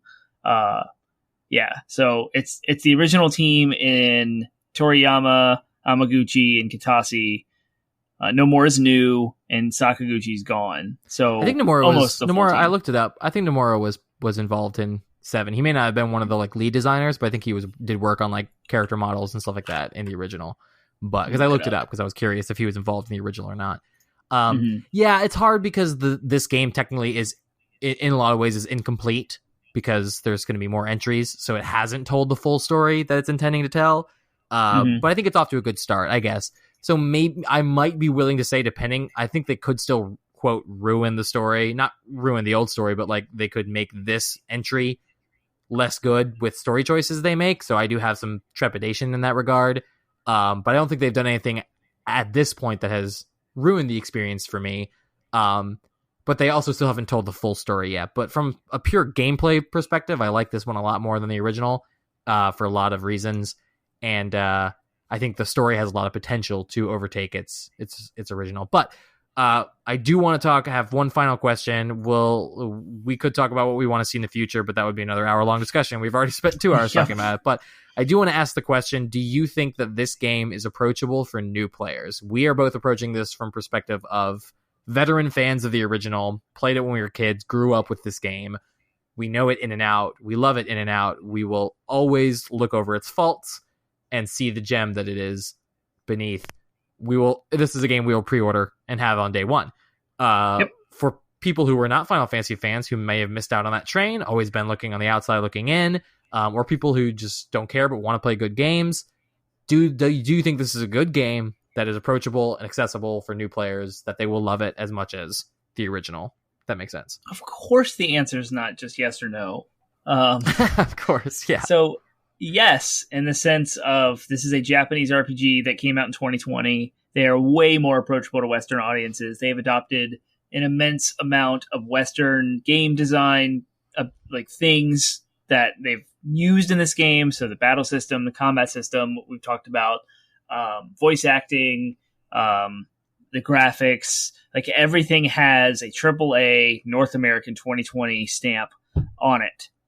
What's not approachable are the nuances of the story, as it relies on the nostalgia of the originals. But I want to say, if I had to say a yes or no answer, I would say yes. This game is approachable to newcomers, only because it's approachable enough. They reveal enough.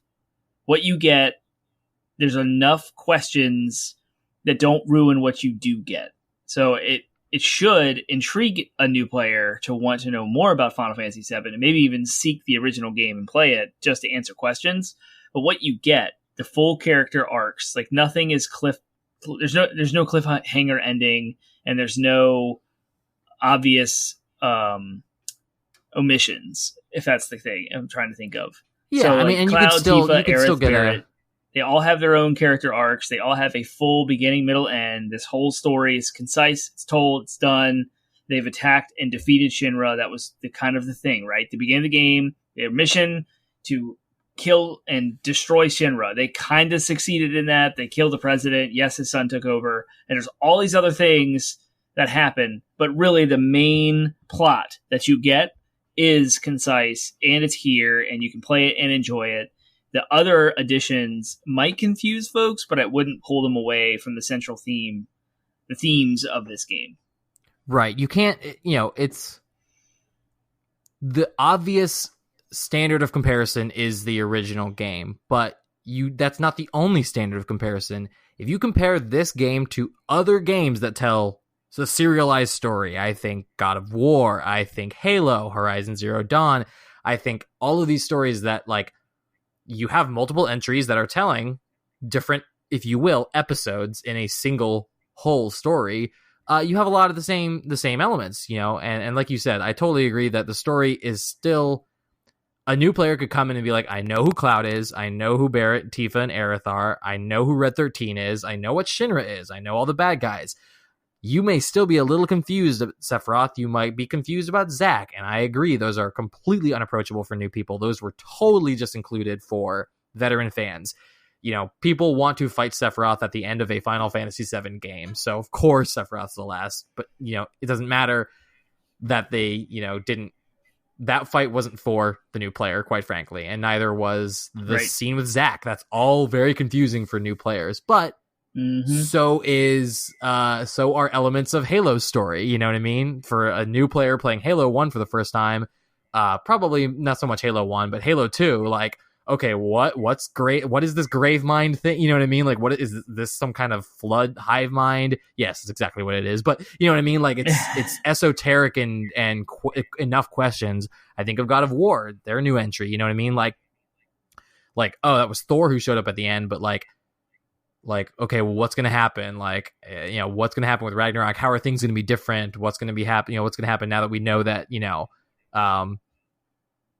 Atreus is Loki, so there's all kinds of, there's still big questions and they could go they could go one way with this. They could go another way. Like, it's not clear what direction they're going to take. That's a present in plenty of game franchises that tell serialized stories. So the question then becomes, does this work as a standalone episode, knowing that we have more story to come, independent of whether we as veterans know? Because we're not talking about veterans, so it doesn't matter if some people know where the story is going to go. Quite frankly, no one does, because they said they're going to change things. The implicit promise of the story is they're going to change things. So does it work? Yes, I think it does.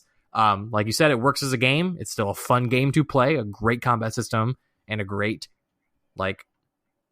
feels good to play, feels good game. And then, as a story, it's like, yes, there are questions, but everybody has those questions now at this point. So the only advantage we as veterans have over new players is we know a bit of the background. That background can be explained in future episodes without you having to go do a bunch of research and read up on it as a new player. So yes, I think it works well. That's all a long way of saying, yeah, it works well. It does. And it's approachable, and everyone should play this game. And right now it is Game of the Year for 2020. Oh yeah, for sure. I'm with you on that until we see, it's got some stiff competition with Cyberpunk, The Last of Us, and Ghost of Tsushima could all dethrone it, depending on how good those games are. This year's going to be nuts. I know. I've got loyalty to Final Fantasy, though, so we'll see if my 23-year nostalgia will keep me on the side of that for Game of the Year. But I think Last of Us has a lot of promise, and so does Ghost of Tsushima, and so does Cyberpunk. Mm-hmm.